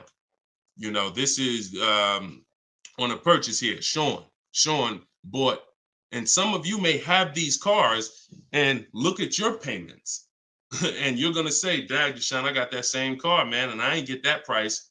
That's why I'm trying to tell you to listen. And like, we're not regular here. And sometimes I think, like, I'm not the public. I could be in the car business making $200,000-$300,000 a year if I wanted to. This is not God's plan for me. I'm trying to give you the game, but you got to understand who I am. This ship has sailed. We've been doing this for thousands of people since 2021. If you just now here and you just finding me and you haven't used my stuff yet, like, you missed it, but understand, don't keep missing it. This Sean, he got this F-150 Lightning XLT $73,000 truck, brand new truck. He saved over $20,000 getting bids my way. And the people who learn from me, they're never going back to the old way. They're never going back to negotiating and dealing. It only take one time for you to use what I'm telling you and see how quick you buy cars and see how much money you save to realize, oh shoot, I'm never going back to that old way of car shopping again. All right. So if you want to do it, you need to leave that dealership. Unless you're just there to test drive, that's different. So Instagram. Considering leasing a car, but feels like it will keep me constantly having a car payment if I choose to keep leasing at the end. Could you please explain the strategy to leasing versus financing? Absolutely. So when you're leasing, so this is a great question. Somebody said, look, if I lease, I'm going to always have a car payment.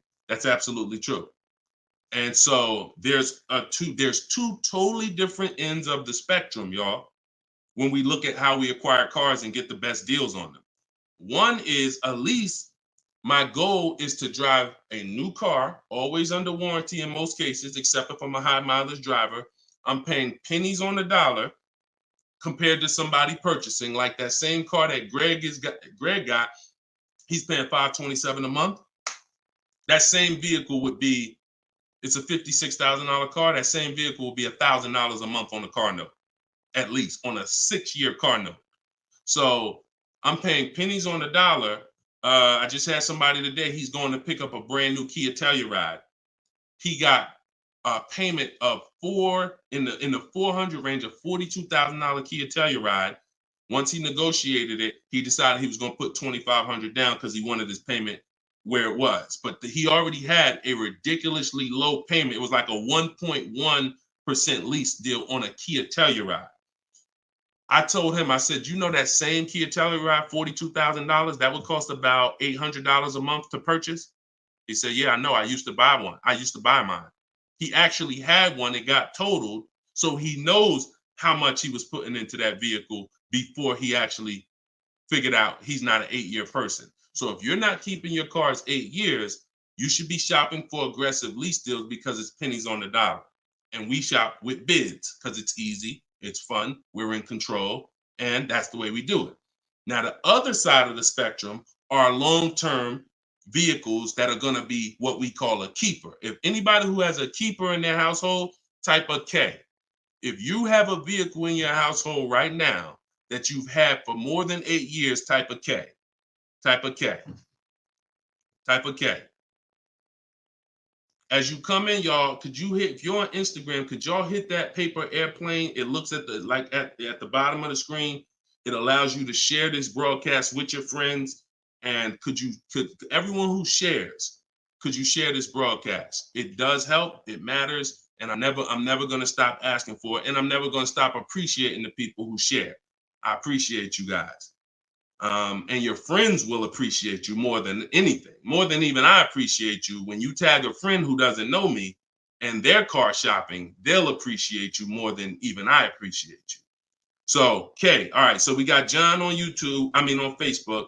We got Michael. We got hold on, let me see. Acura MDX. Rob Korn got an Acura MDX on Instagram. He's had it 195,000 miles. So these are what we call Derek on TikTok, Donald on TikTok. These are what we call keepers. These are vehicles that, someone asked a question about understanding if I always have a car payment, if I lease, can we please explain the strategy of leasing versus financing? I just told you the benefits of leasing. Now, all those benefits come at a price. Now, the other side of the spectrum is the long-term keeper vehicle where now we have outlived depreciation because the unseen expense is the one that's killing you. The unseen expense is depreciation. When you buy your car today for $30,000, tomorrow it's not worth $30,000, right? Tomorrow. You can buy a car today for $30,000 and bring it back to the dealer tomorrow. They're not just giving you your $30,000. You've lost money in one day. That's depreciation. Now you can sit that car outside your house and you can have that car. You don't drive it 1 mile. You never even touched it. And you go out there and a year later, is it worth $30,000? No, right? You never told, but Deshone, I didn't even drive it. But you understand, it's not worth $30,000 anymore. It sat there for a year. Now it's probably worth $24,000. That's depreciation. So some of you have been trained to think, oh, well, I buy my cars because I don't want to pay for the mileage.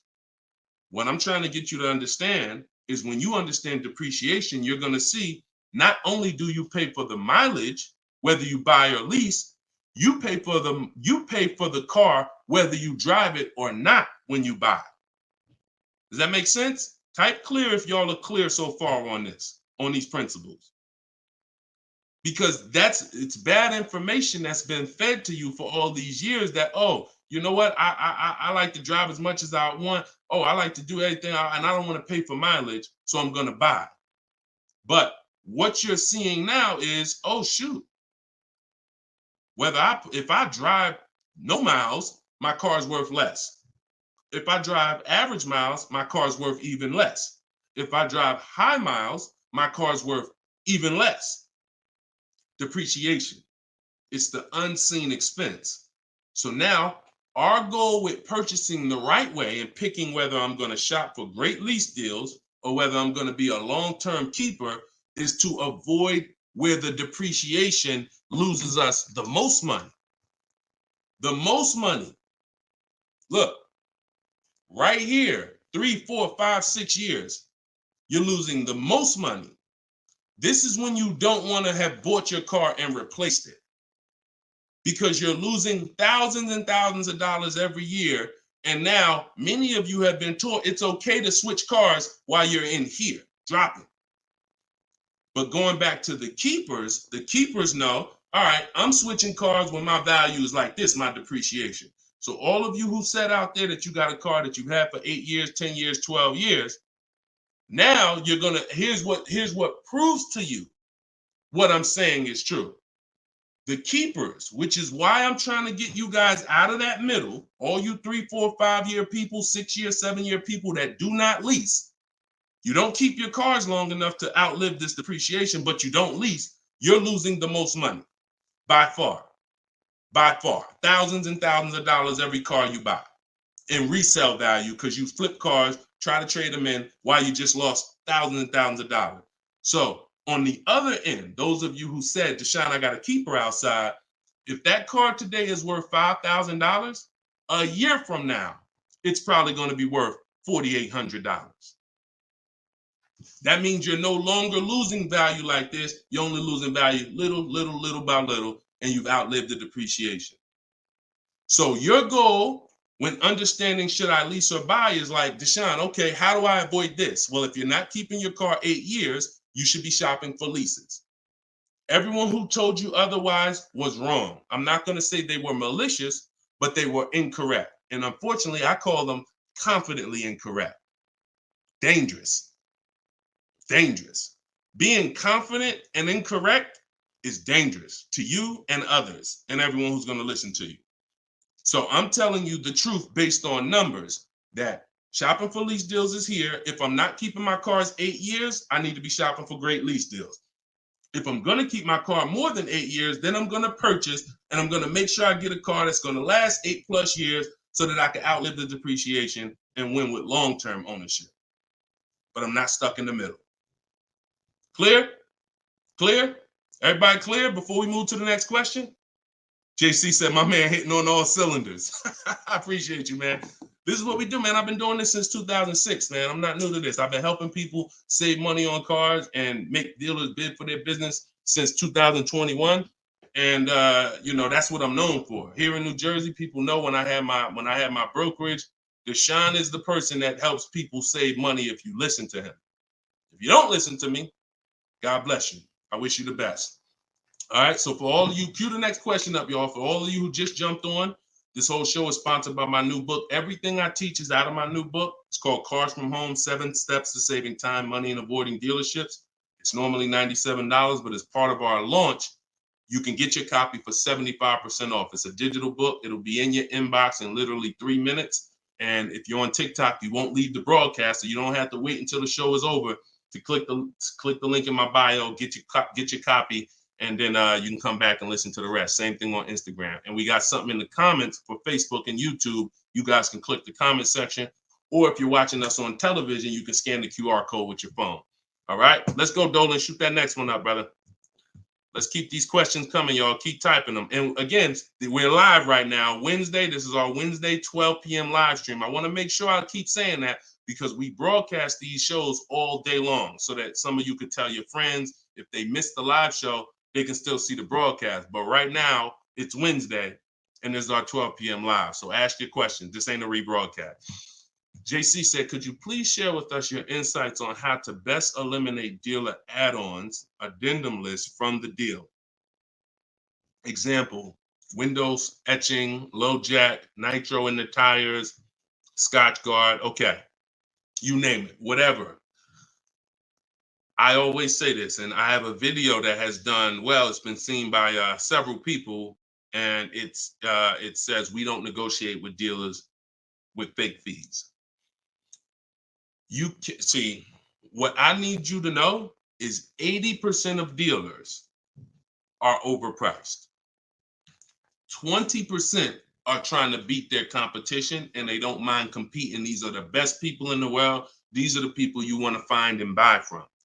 But there's 17,000 new car dealers in this country. There's 100,000 used car dealers in this country. Somebody tell Isaac on TikTok that we just answered that question.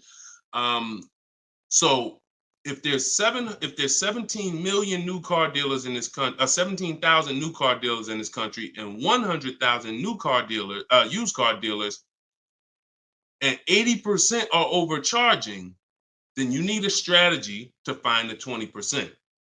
That's another reason why you cannot walk into a dealer and think you're going to get your best deal, because you don't know. You have a much higher chance of finding an 80% than you do a 20%. Does that make sense?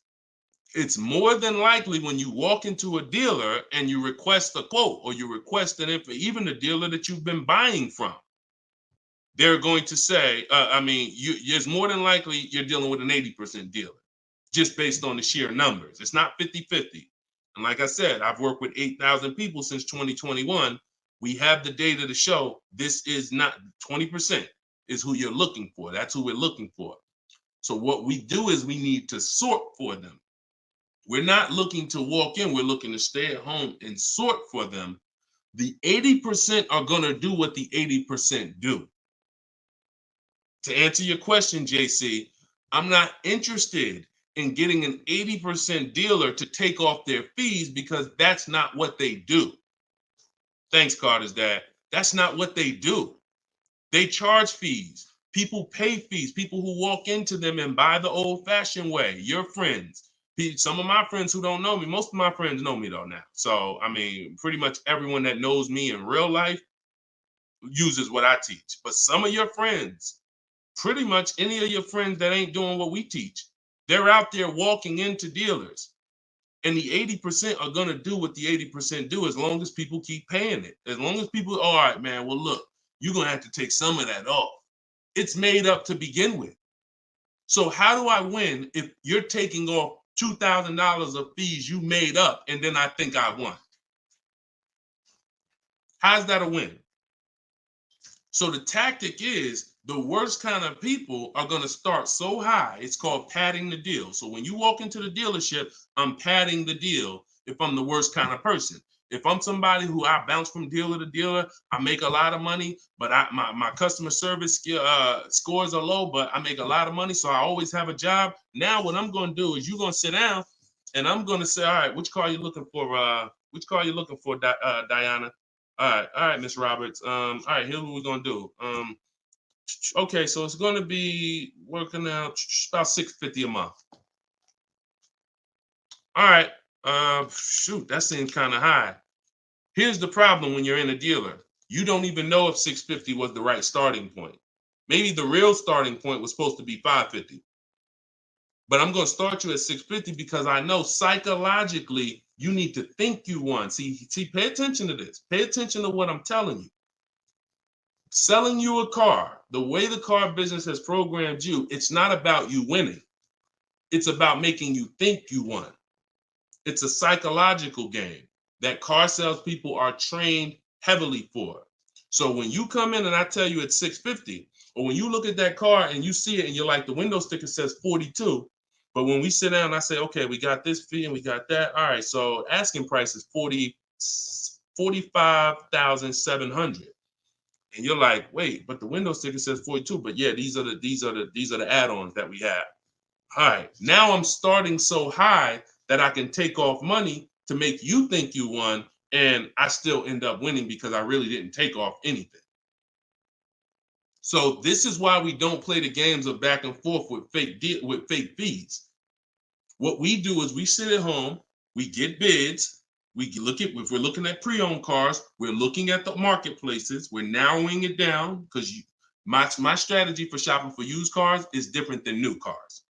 New cars and leases, we use something called the 25 to 5 strategy. That's when we reach out to 25 dealers to get 5 quotes. Used cars, we use the multiple marketplace strategy, where we go to all the used car marketplaces and now we look at what the low price is in the market and we sort it down to our top 3, top 5. And then we take it, we got to make sure there's no fake fees on them, because that's a tactic they'll use on used cars. Fake fees, put a price out there. So everything is a screening process.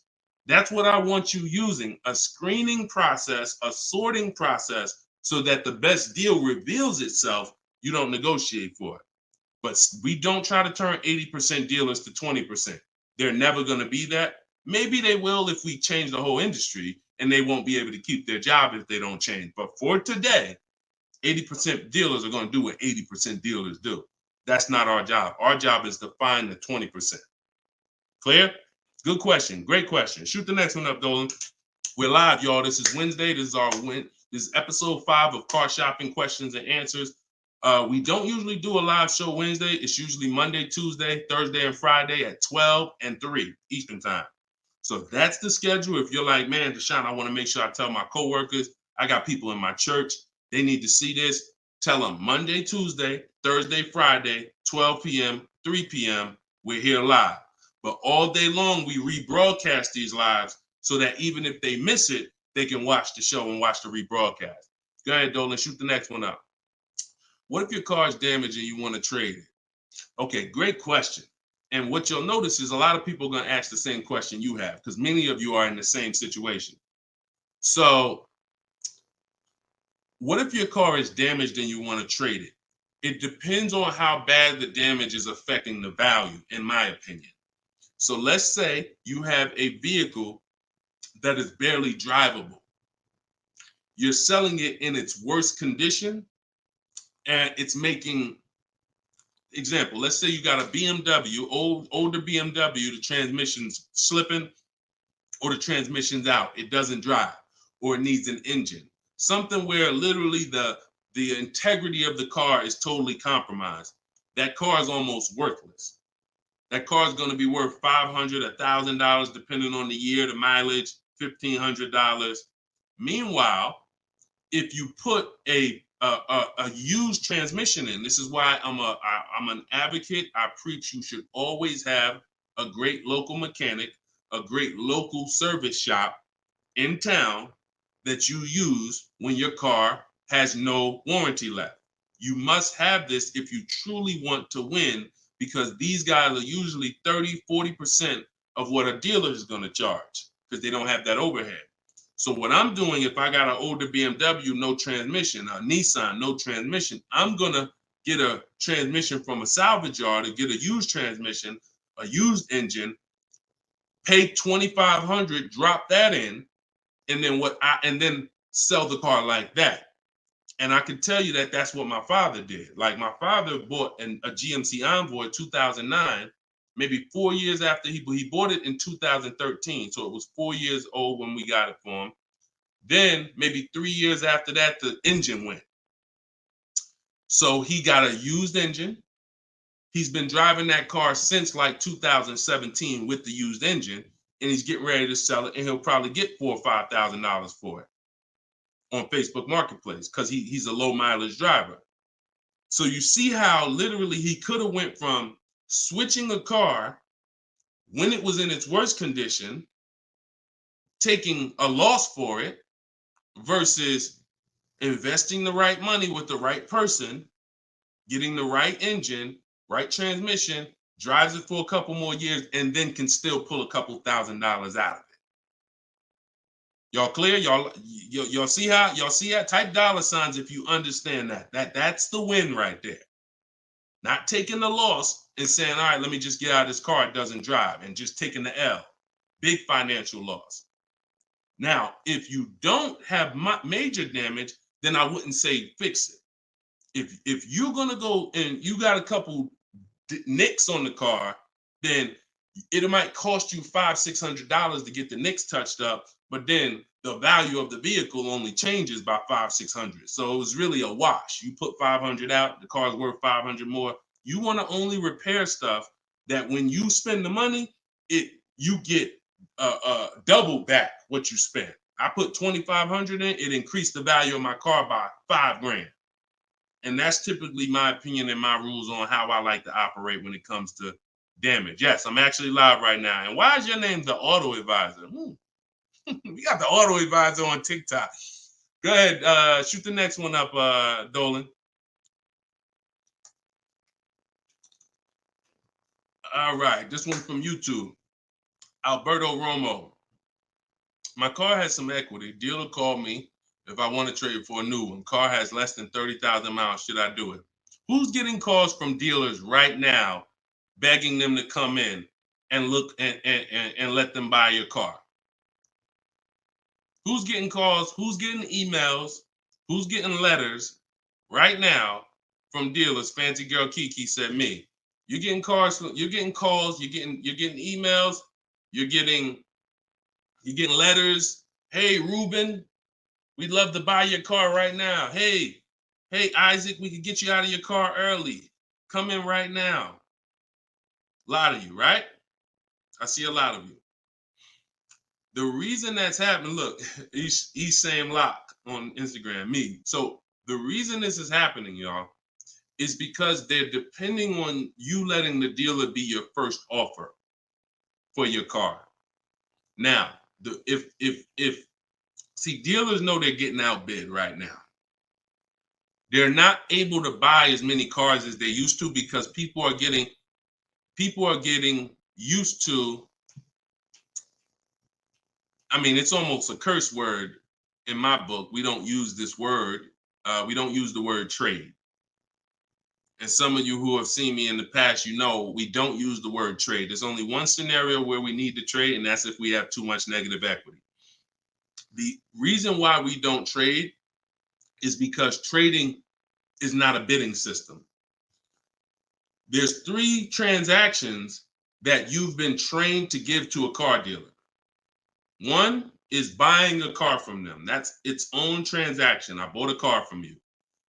The second is getting the loan from them. That's another transaction. I got a loan from you, because there's other companies out there that only give loans. They don't even care if you buy a car. They don't sell cars. They give loans. That's a clue that there's money in the loan business. Now, the third transaction is people who want to buy your car. When you give your car to the same dealership, you gave them your old car, that's one transaction. You gave them your loan, that's another transaction. And you gave them the purchase of a new car from them. That's 3 transactions. And most times you didn't get bids on any of them. That's how you're losing money. You're probably losing $2,000 here, probably $1,500 on the loan, and then maybe another $1,000, $1,500 on your car that you gave to them. Hidden money. See, I'm not just here to teach you how to car shop from home the right way, strategically using my system. I'm also here to reveal to you the hidden money that you haven't seen in your car deals. So you got to stop doing combining transactions. That's why we don't trade. We get offers in my book, step 2. My book is 7 steps. Everything I teach is 7 steps. Those 7 steps won't change. First step is most important question. That's leasing versus buying. How many years you keep in the car? Second step is equity assessment. I need to get offers for my current car, my current lease, see if I have any equity, see if I can break even, or see if I have negative equity. Third step is deal structure. I need to find out how much this car is supposed to cost if I get a deal on it. I'm budgeting for a deal. See, we don't budget based on how much I could afford. I'm budgeting, I'm looking at a car if I'm going to lease and saying, if I'm leasing, this is what a good deal would be on this car. I'm budgeting if I'm purchasing, this is how much I'm coming up with. Watch this. Many of you go in and I only want to spend no more than $500 a month. Or hey, I only want to spend no more than $30,000. You end up spending $570, or you end up spending $31,500. Or they say, hey, yeah, we got you to $30,000, but what about the taxes? All right, well, I guess I'll just put that on a credit card. So you end up going over budget because you shop with your max budget in mind. We never shop with our max in mind. We shop with multiple goals below our max so that we always, no matter where we land, we're under our max budget. That's step 3. Step 4, we do something called shopping, not buying. We don't mix the two with my system. Shopping is deciding what you want. Buying is step 5 when we go into the market and we start getting offers on what we want. But when you get to step 5, you're in the market getting offers. Step 6 is paperwork and protection. All that paperwork that you need to know. All right, do I need this product? Warranties, all of that is step 6. And then step 7 is delivery.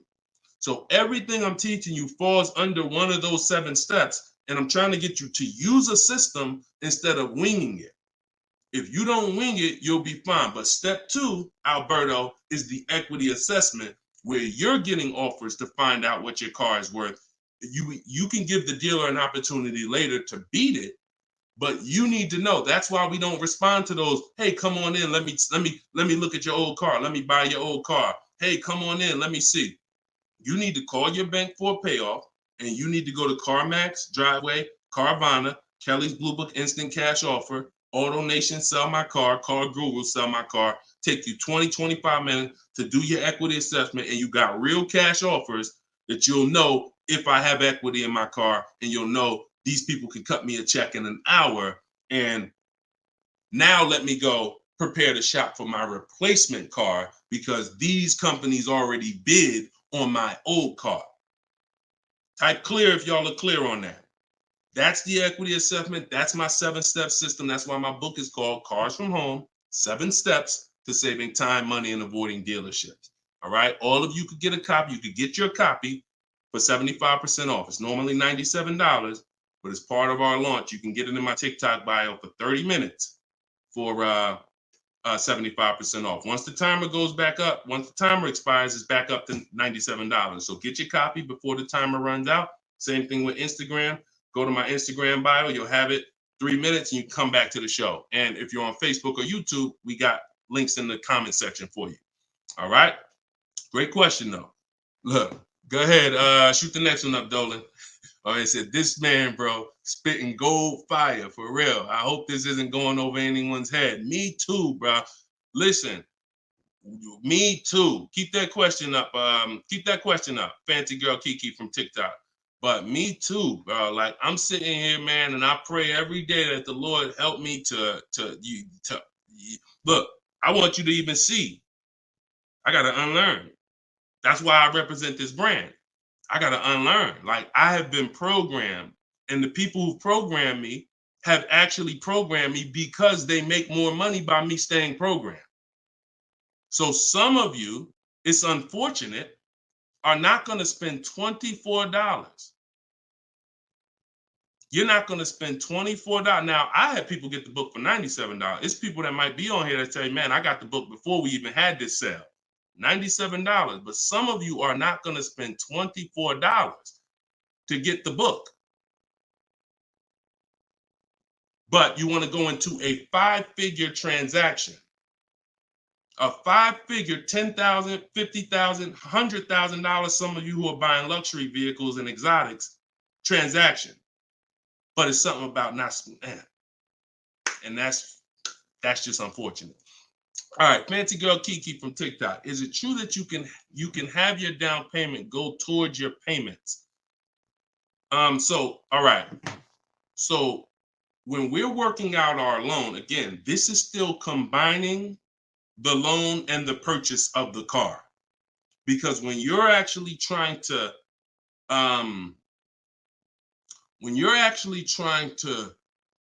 figure out and hope your down payment goes towards the payments and actually goes towards the car versus you basically just giving it to the dealership or maybe losing it to, not going to the car, you're mixing. Because when we're shopping, we have loan. When you buy your car, if I'm financing, right? Give you an example. When I bought my Infiniti truck, I'm shopping for the car. Once I get the car, now, and I use my perfect budget calculator. It's in my book. It's a calculator I created. See, that stuff I can't even explain on this show. I can't explain how a calculator that I created works. It's a surprise when you get there, when you're reading and you're like, oh, this is a calculator. I've never seen nothing like this before. I know, because I made it. And I got like 5 of them in there. So, but when you're trying to do what it does, I can tell you how to do this manually to some degree. When you got to know what you can spend.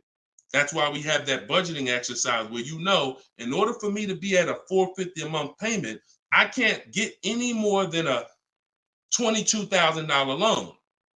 If I get more than a $22,000 loan, then I'm going to have more than a $450 payment. So now you might say, okay, 6 years though, because if I go 6 years on the loan, then maybe I could get like $25,000 depending on my interest rate. But I need to know how much car I can buy based on where I want my payment to be. So now once I establish that in a budget exercise, you can do that with some calculators online, try to, but you have to account for taxes. The reason why these calculators don't work well, because they're not going to account for the taxes. They're not going to account for, any down payment you want to put in, and they're not going to account for any equity you may be getting.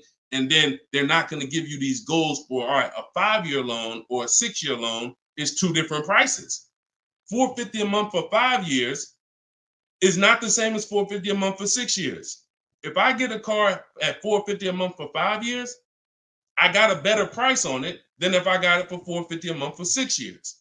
So these are the things that you kind of got to have in your budget so that all right, this is how, because it does me no good to know that I could go and spend $35,000 on a pre-approval. What does that do? How does that equate to what I can actually spend? I don't want to spend $35,000. That's a $700 a month payment. So, but once you establish the budget on how much I can spend, now you go find the car.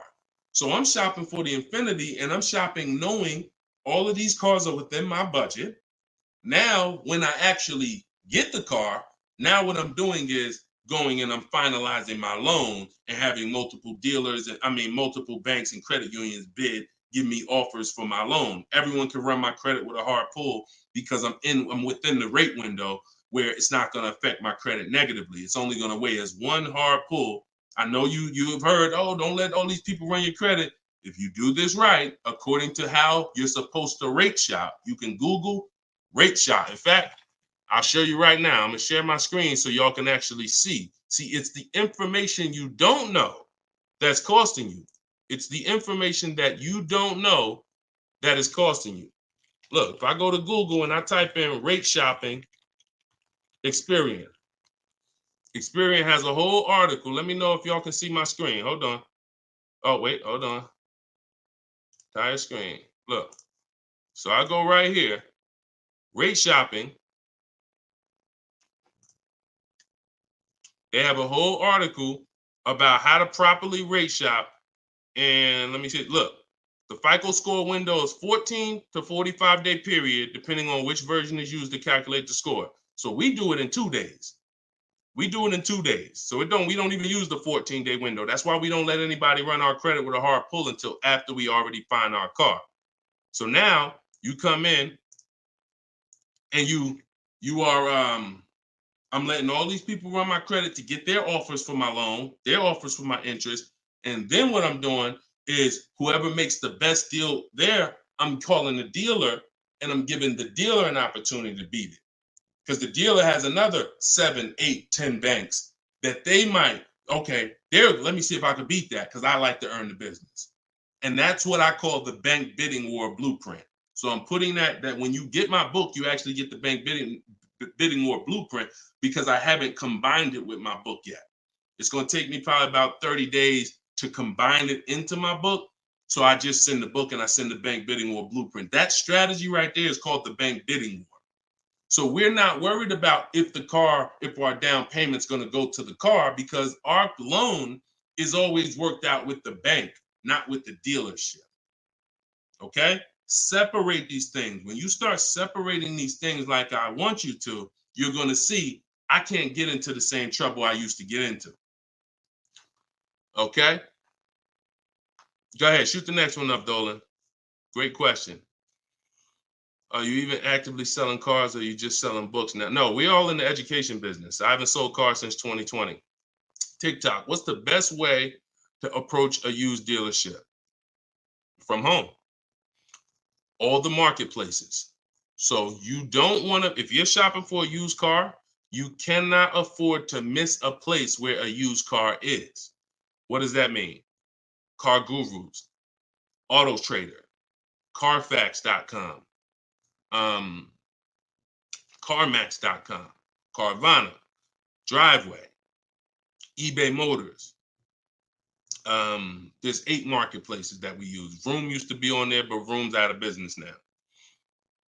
So, and we don't use, people will say, why don't you use Auto Tempest because it pulls inventory from all of it. We don't use a third-party site, because what it's doing is pulling, it's not going to pull all the inventory, because no one's going to give this third-party site permission to just pull all their inventory, and now people start going to the third-party site instead of coming to them. So we just go direct to the marketplaces. And then the first thing we're doing, once we know our budget and what we can spend, we're going and we're looking for our car. But we are not going, the first thing you need to do if you want to get, y'all know, like, what I'm famous for is teaching people how to get below market deals from home. Below market deals. When you're getting below market deals, you have to realize there's 2 other categories of most people paying. Some of you have been paying market value. Some of you have been paying above market value. So below market value means there's 2 categories that we want to buy below what they're paying. Okay? So we got to have that in our mind. Below market. Like when you look at Eddie. Look at Eddie. This is 2023. This was last year. Still coming out of low inventory. He got a 2023 Camry hybrid. And the hybrids last year, they were on fire. On fire. Like, so they were still charging $2,000, $3,000 over sticker price for the, he got $2,086 under MSRP getting bids. That was his lowest bid. Okay? He said, I had a 1-week window. So those of you who are like, Deshone, I need a car in a week. When you get bids, it ain't nothing. He said, I actually completed the process in 4 days. So below market deals where people are paying sticker price and they think they won. You know what? Hey, you know what? The best deal is, at least I didn't get a markup, sticker price. Now, let's get back to approaching the used cars. When we open up when we get in used cars. Oh, wait a minute, yo, banana dad, you funny, man. So when we get in used cars, so our goal before we could get a below market used deal, we have to know what the market prices are. So when we open up those marketplaces, the first thing I want you to do is look and sort from lowest to highest prices on all of them. Lowest to highest prices. Well, the first thing we actually do is start an account. You want an account because we want to get alerts of all new inventory. So we start an account on all the marketplaces that we can start an account on. Now we're going to look and sort from lowest to highest, and we're going to look and see what the low side of the market is. Low side of the market, low side of the market. Now I might say, okay, the low side of the market is about 22, 23. If you're doing it right, you're always going to have prices that are $3,000, $4,000, $5,000, $6,000 more. If you don't see that type of spread, you're not doing it right. So now we know this is the low side of the market. Now here's what comes with the low side of the market. Bad Carfaxes, frame damage, salvage titles, sketchy history, Damaged cars, that's good. That's what comes with it. What we're looking to do is see where those cars are priced at, and we're looking to be right above them. And from there, we have a particular system of how we're going to sort based on title history, service records, extremely important. We will not buy a used car without great service records. Then we go to accident history.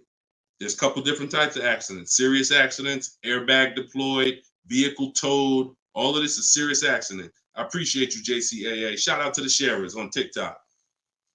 Now we go to, then we need to verify there's no bogus fees, because that's a narrowing down. Now that'll narrow us down to like a top 3, top 5, top 7. But some of those vehicles are going to have bogus fees, guaranteed, guaranteed. And this is not always happening day one. That's why I don't want you waiting until you need a car to go shop.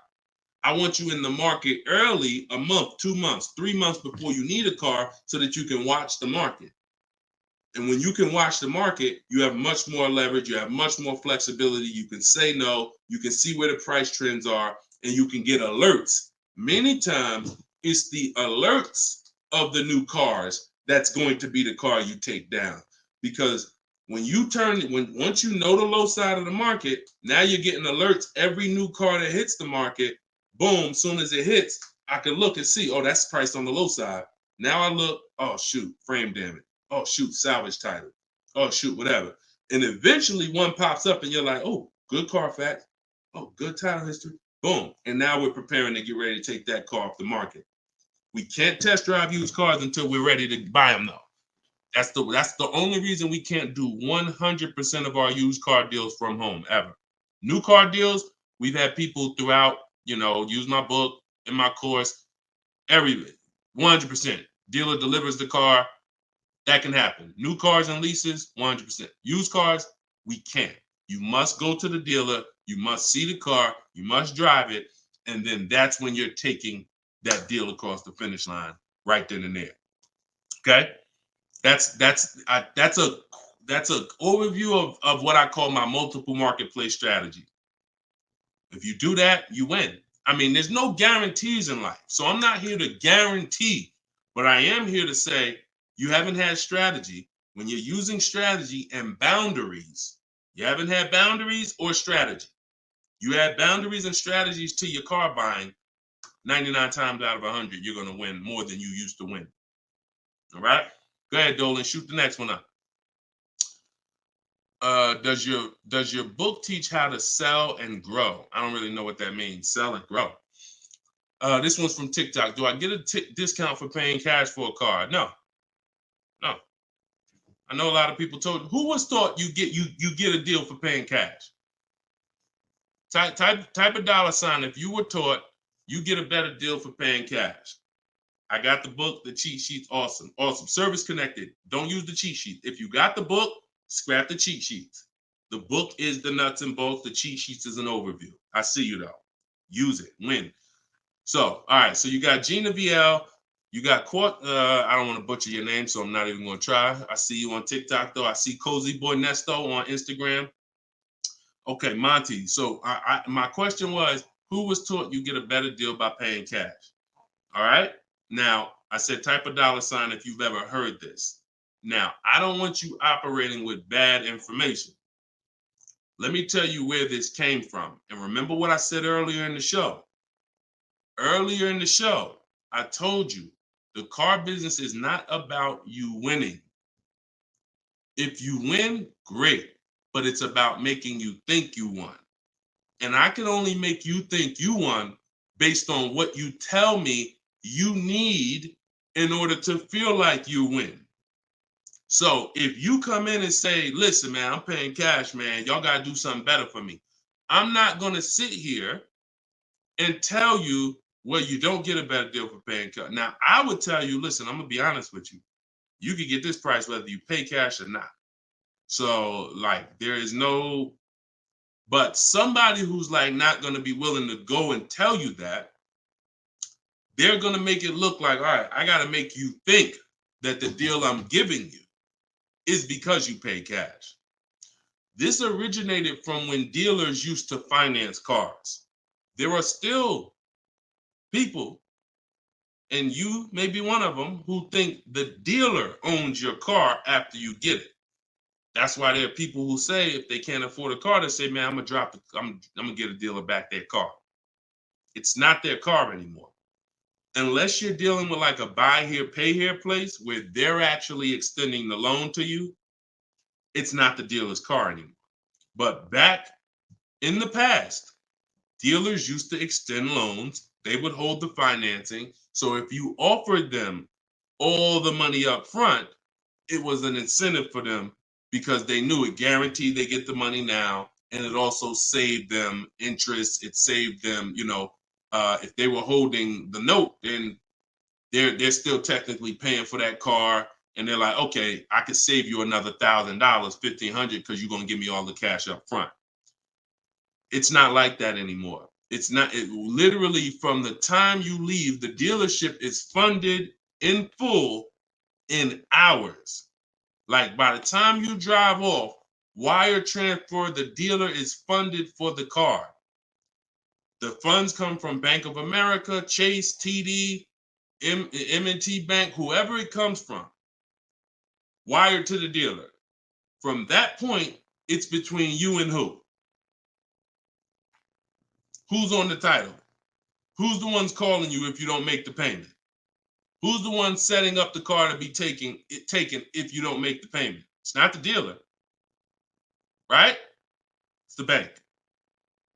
So it's always between you and the bank from that point, which is why you don't get an exactly life experience. You're not getting a better deal paying cash. And that's just because that's the way it's set up. Now, the rare exception that you may see, and this doesn't happen a lot, sometimes there's like a low interest rate. Like when I was with General Motors, we might have like all right, you could get 0% interest, or you could get a $5,000 rebate. Only on a new car though. But you can't do both. So if you had somebody who could pay the cash, maybe if they save more money by taking the rebate than they would if they were to take the loan. So in which case, you're not getting a better deal because you're paying cash. It's just an incentive to, you're getting a rebate. But so those are these are very rare circumstances. So I just don't want you going in and telling you that you heard that from me. And I'm just telling you that's the truth. Like that is the truth. And when you really look at how banking works and how dealerships work and the fact they don't own the car, you'll understand there's no incentive to you paying cash at all. And if you're not investing your cash, see, I want you to also think about what you're doing with your money. Because if you want to pay cash, God bless you. Pay cash. Interest rates are high. Put as much down as you can. Pay cash. Get the loan out of there as fast as possible. You're paying 6, 7, 8, 10%, 12%. Get the loan out of there. Pay it off or make a large down, only finance a small portion of the car.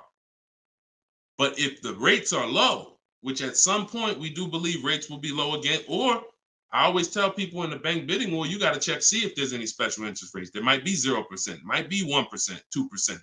So if those instances exist, there are people who your money's invested. You're getting 8% on your money. You're getting 6%. You're getting 10%.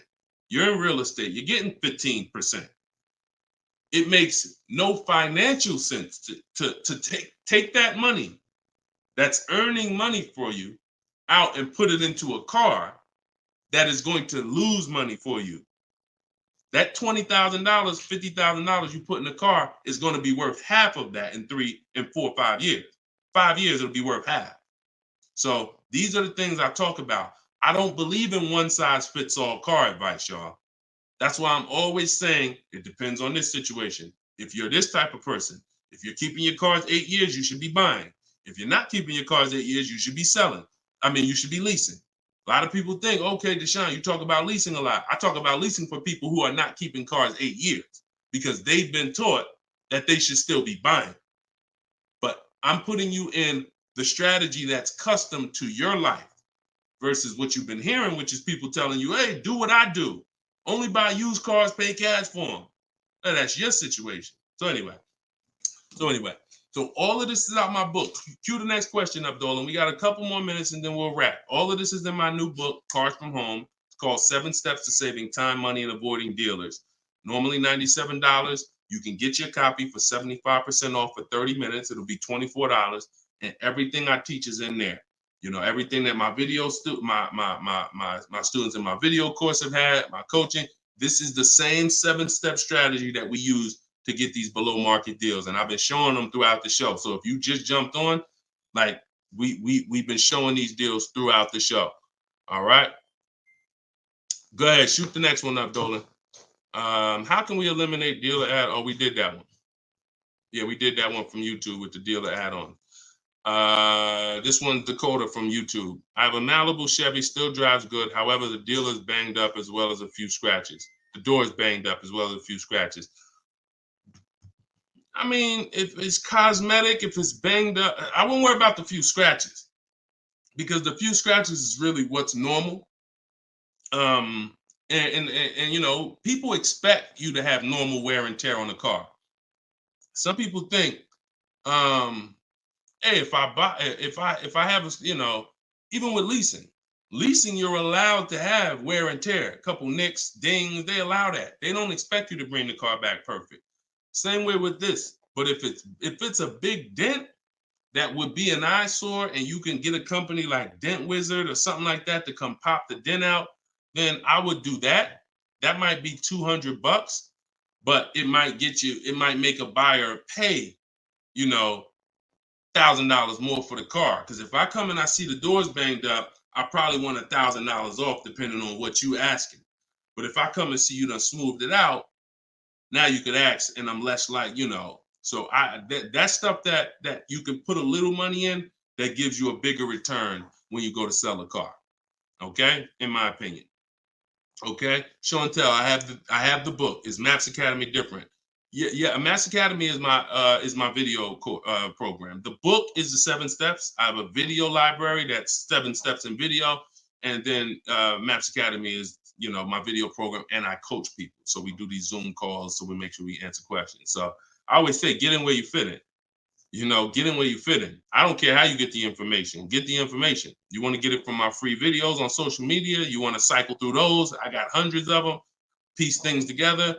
Get in where you fit in. You want to be on the live show. Try to piece it together. You want to get the book.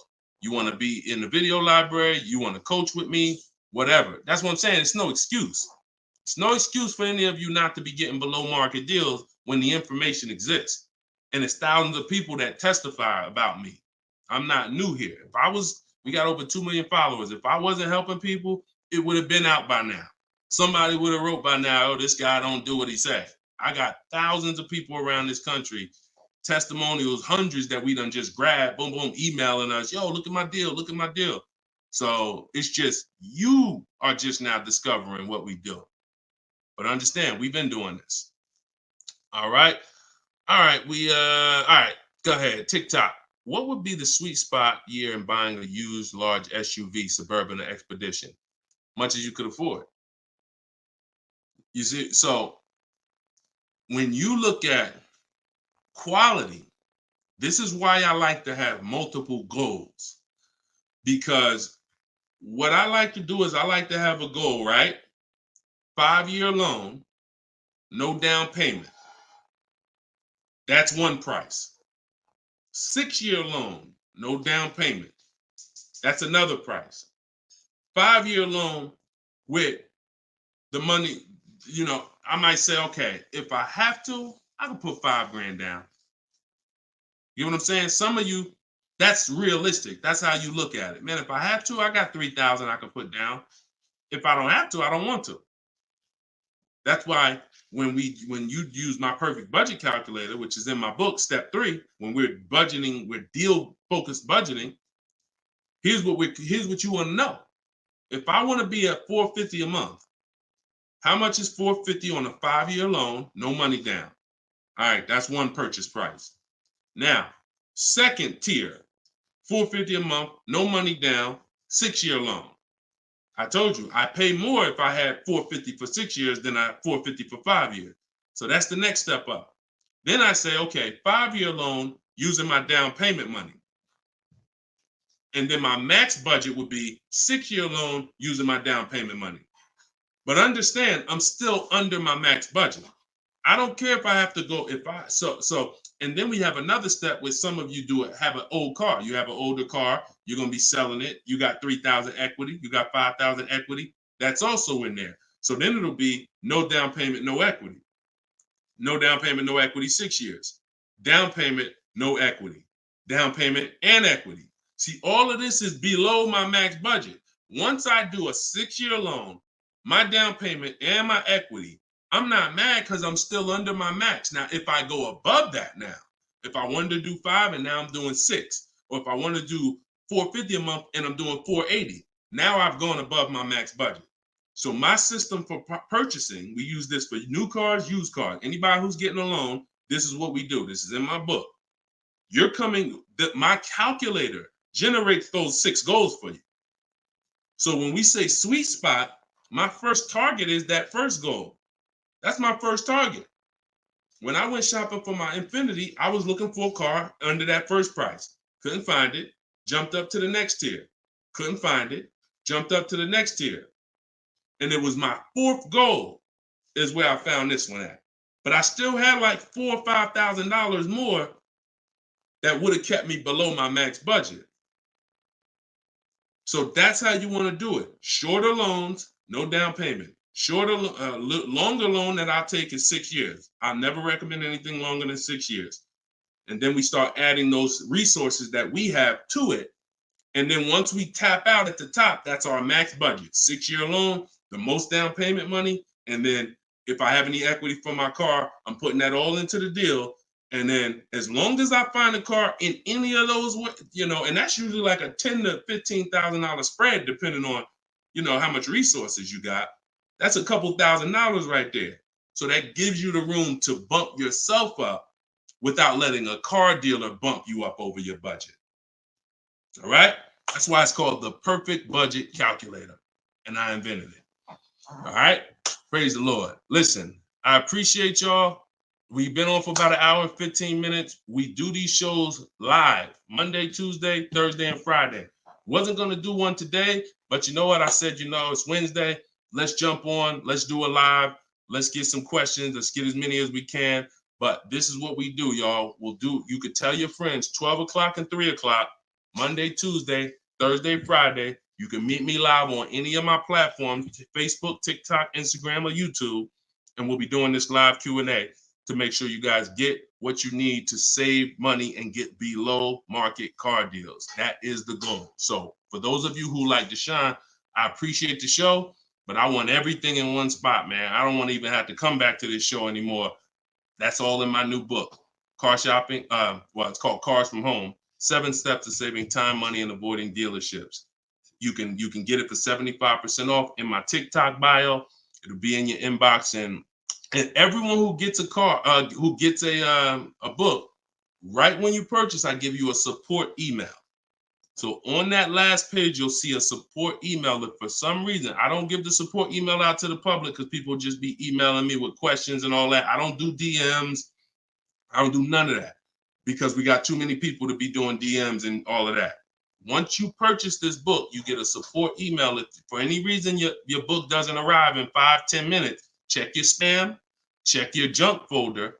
But if it's not there, then email us at support and we'll make sure we get you a copy right to you. All right. So use this information, get your book for 75% off. You won't pay the full $97 in my TikTok bio, in my Instagram bio, or in the comment section on YouTube or Facebook. We got a link in the comments for you, or you can scan the QR code. But that's what we do, y'all. Below market deals. That's the goal. Keep unlearning, keep relearning. I appreciate you.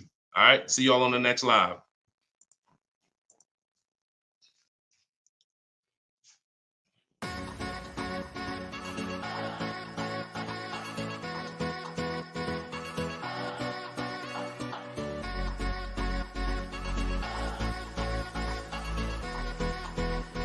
The worst possible thing you could say when you walk into a car dealership. I spent 5 years with Mercedes-Benz, 5 with General Motors, and the worst thing a person could say when they walk in is if you could just get me to this payment, we got a deal.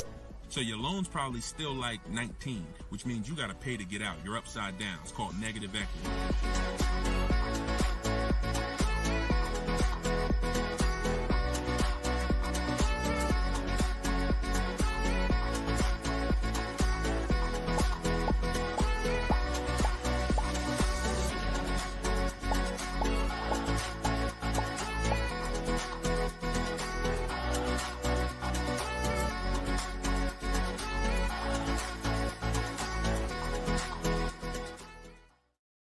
Gail, welcome everybody to episode 6 of Car Shopping Questions and Answers. I am your host, Deshone, publicly known as Deshone the Auto Advisor. We do these shows Monday, Tuesday, Thursday, and Friday live at 12 p.m. Eastern Time and 3 p.m. Eastern Time. So I know some of you may see our live rebroadcast. That's for you to tell your friends about. That's when you can't make the show, you catch the rebroadcast. But those are the times that we're live. If you don't know me, I'm the author of the digital book Cars from Home, 7 Steps to Saving Time, Money, and Avoiding Dealers, currently rated 4.94 on Goodreads.com. So thank you to everyone who has reviewed the book, the digital book. All of you can get the copy for 75% off during the show for the next 30 minutes. You'll see when you click the link in my TikTok bio, there is a link, there's a button for you to get 75% off. So you won't pay the normal $97 price. Same thing with Instagram. And you guys on Facebook or YouTube, you can click the button in the comments and you can get your copy. So come on in, start typing your questions. We do this, we do rapid fire Q&A. I see a lot of people coming on the TikTok, and we got Dolan pulling questions. So no matter where you're watching us from, type your questions and we're going to pull them into the live show and we'll get them answered right now. All right. So I'm excited about this show. I see we're continuing to see people getting below market deals. If you don't know that the goal is for you to get below market deals, and the goal is for you to not spend more than 30 minutes in a car dealership. I spent 14 years in car dealerships. So you're not learning from somebody who's just like you. I'm just like you in that, I buy cars, I lease cars. That's the way we're similar, but I'm an insider. I'm an auto industry insider. My business for 14 years plus was in car dealerships. So start typing your questions. Let me tag everybody on Facebook and let's get down to business.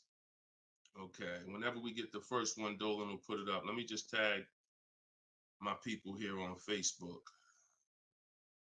All right, there we go. Okay, what's up, Skinner? Good to see you. What's up, Angel? What's up, Jill, man? Good to see you. Yep, what's up, Jason? Great to see you. All right.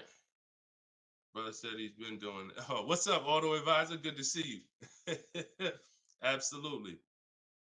All right, y'all got to type fast. I know you probably, and try not to make your questions long. Try to get all your question in one shot, but try not to make it too long where it can't fit in. All right, this one's from TikTok. Isaac from TikTok said, best current APR rate for tier A1 credit. So the best APR is always going to come through getting bids. Now I know this is new. This is new to most of you. But getting bids is how you're going to get your best and guarantee your best car deal, your best loan. So I'm going to lay out this process we call the bank bidding war. And if you follow this step, you'll be able to have 10, 15, 20 banks and credit unions bidding for your loan. And then you'll be able to pick the best one. And the way you do this is extremely important, because if you do this right, then it's only going to have the same effect on your credit score as one hard inquiry. So think about what we're saying. We're going to allow multiple people to access our credit with hard inquiries, but at the end of this period, after we get our car, the weight on our score, the effect on our credit score is going to be one hard inquiry. So the first thing, there's 3 rounds in the bank bidding war. The first round is to always check and see if there's any special interest rates or special promotional rates that are being advertised for the car you're looking for. So let's just say you're shopping for a, Kia Telluride. You're gonna now check and see, is there any special interest rates? 0%, 0.99%, 1.99%. All of these rates are like a finance rebate. That means there's no bank or credit union that's gonna beat them. So this is the first round. So if we do get a special interest rate there's no reason for us to even shop for interest rates other than that. Because again, no bank, no credit union is beating 1.99, even 2.99. Now, here's what you have to check when we do that. How long is that loan? Because some people might give you 1.99, but it's only for 36 months. And some of us are not going to take a loan for 36 months because the payment's going to be too high. You might need a 5-year loan or a 6-year loan. So we're not just looking for if there's a special interest rate, we're looking for what is the term. Shout out to everybody coming in. This is our Thursday, April 18th, episode 5, live car Q&A. So we're actually live right now. This isn't a rebroadcast, so you can come on in and start typing your questions. And we're talking thousands over here, not hundreds. Okay, so that's round 1 of the bank bidding war. Now, let's just say we do that and there's no special interest rates. Now we're moving on to round 2. But round 2 comes after we find our car. So once you find your car, no one has touched your credit with a hard inquiry yet. Pay attention. You have not heard me say at any time hard credit pull at all. When you're shopping for your cars, no hard credit pull. Nobody's running our credit while we're shopping. Once we find our best deal, once we find a dealer that's going to sell us the new car for the lowest price, we lock up that car, usually with a deposit, reserve it. And now what we're doing is we're telling the dealership, I'm going to take this buyer's order. You're going to get a buyer's order. You're going to come home. And now you're going to now the second round of the bank bidding war is about to start. You're going to come home. You're going to call your bank if you have one, or your credit union. This is when you're going to let them access your credit. Because if you've ever tried to actually get a bank to tell you what the interest rate would be, like a pre-approval, many of them, and if you've experienced this, I want you to type a 1, many of them will say you need to have a car first, right? If you've experienced that type of 1, you call your bank, hey, I'm trying to get a pre-approval. They're like, okay, well, we need the information on the car. And you're like, well, I'm trying to get the pre-approval so I can go get the car. So that's why we don't follow that process of getting a pre-approval beforehand. Look, Marinette, you've experienced it on Facebook. So when we look at having the buyer's order for the car that we reserved, you have everything you need now. You have everything the bank could want. And you're now going to call your bank, or if hopefully your bank and credit union has a website, you could do this all online, and you're going to get as many approvals, offers as you possibly can. In my book, I list a couple: your bank, your credit union, online banks, Lightstream, community credit union, everybody who can lend in your state, you want them bidding. This is very important because some of you haven't been trained to see. My job is to not teach you just how to buy from home and make people bid for your business. My job is to show you everyone willing to listen. If you're willing to listen, I'll show you where the hidden money is in your car deal, the money you have not been trained to see, or the money you've been trained not to look at. And the people who have trained you not to look at this money are usually the people that's making the money. So you have to see that one point. Let me give you a scenario here. Let's go to an auto loan calculator so you can see how much money is just in your car loan. Just in your car loan. And we're going to do a couple different interest rates so y'all can take this serious, and you'll see why you need to be getting multiple bids for your interest. So if I'm buying a $30,000, if I'm looking to borrow $30,000, let's take $30,000 for an example. Average, pretty good average. Average price of a car is probably higher than that, but let's use 30. Now, if that interest rate is 5.99, total interest paid is $4,791 over the course of 5 years at 5.99. If the interest rate is 7.99, total interest paid is $64.89. That's over $2,000 difference. 2 points, $30,000 loan. Now, some of you are going to be borrowing more than that. Some of you are getting $50,000 loans. Interest at that same 7.9 on a $50,000 loan is $10,815 over 5 years. Now, if you can get 2 points less, 5.99, interest is $7,984. This is $3,000 difference. So, do you see how if you're not getting the best loan offer just as serious as you're taking trying to get the best price, you get a good price and then you'll give it back to the bank who's giving you the loan. So this is why we get big. So we're now going to let all these people run your credit. This is when you do your hard inquiry. You don't do it before this. Hard inquiries, credit unions, online banks, your bank, your credit union, everybody's bidding now. And now what you're going to do, once you take the best offer from that round, that's round 2, that's when you're going to call the dealer and you're going to tell them what that best offer is and see if they can beat it. Because the dealership has another 7 to 10 to 12 banks that they're going to be competing to try to get your business. So this is the bank bidding war. So when I created this product, and if you do this right, as I said, what I know you were taught, who was taught, be honest, we're live right now. This is our Thursday, 12 p.m. live.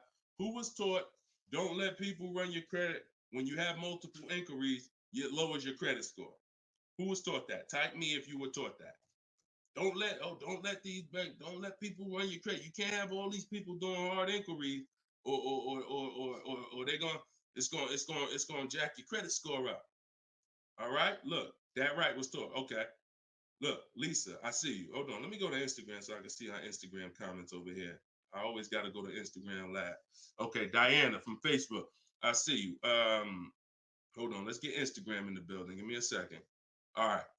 Marinette. All right. Marinette. Okay, I see you. D, I don't even want to try to pronounce your name, but I see you on Instagram. So it's partially true and it's partially wrong. You have to do it the way I just laid out for you. That's called the bank bidding war. And if you want to prove this for yourself, you can simply type in rate shopping online and you'll see this is how the credit union, this is how the credit bureaus allow you to rate shop. So they'll give you 14 to 45 days to do it. If you do it like I just told you, it'll only take 2 days. 2 days. One day you're doing all your stuff at home. We're getting all our lenders at home to bid. The next day, we're getting the dealers to get their lenders to bid. And then we're making a decision on who got the best offer. So don't ask yourself. I never want you asking yourself. I never ask myself, did I get the best deal? That's a question of disempowerment. That's a question of weakness. We don't want that. What you should be saying is, following this process, I guarantee I got the best deal because I got offers from all these banks. I can't get offers from 15, 20 banks and not guarantee I got the best rate. The way you shop, or you've been taught to shop or programmed to shop, you're only getting offers from one bank, or you're just letting the dealer do it all for you. That's where your buyer's remorse comes from. That's where your skepticism about, did I really get the best rate, come from. So we won't know what the best rate is until we get all the bids. And that's how we do it. So everything that I'm teaching y'all is part of what's in my book, rated 4.9 on Goodreads. It's called Cars from Home, 7 Steps to Saving Time, Money, and Avoiding Dealers. You could keep typing your questions because Dolan's going to pull the next question and you can put it up on the screen now, Dolan. Put the next question up. But all of you can get your copy for 75% off as long as you get to my website before the 30 minutes expires. This is a welcome offer. Normal price of the book is $97, and it's worth every penny. It's worth actually thousands. But special welcome offer, you get it for 75% off in my TikTok bio, in my Instagram bio, or in the comment section on YouTube or Facebook. Okay, this is Monty from YouTube. She said, my mother's looking to start a new lease soon, but she only drives 5,000 a year. What's the best option? Low mileage lease if she's not keeping the car. So if she's not keeping the car, Monty, watch this. I run this scenario a lot, and I want y'all to, because some of you, you were taught never to lease. If you stick around this channel long enough, you'll see probably within minutes that that's some of the worst advice that you've ever listened to. If you don't keep your cars 8 years, so we'll talk about that. And we show examples. It's not even up for debate. People who try to debate it, they're emotional and they're tied to old advice. So once you have decided you're leasing, which means I'm not keeping my car 8 years, I want to avoid that depreciation, then I need to be shopping for aggressive lease deals, because it's the short term. Again, this is another unseen expense, depreciation. This is why, look, when you buy your car today, you buy a $40,000 car today, you try to take that car back to the dealership a month later, what's it worth?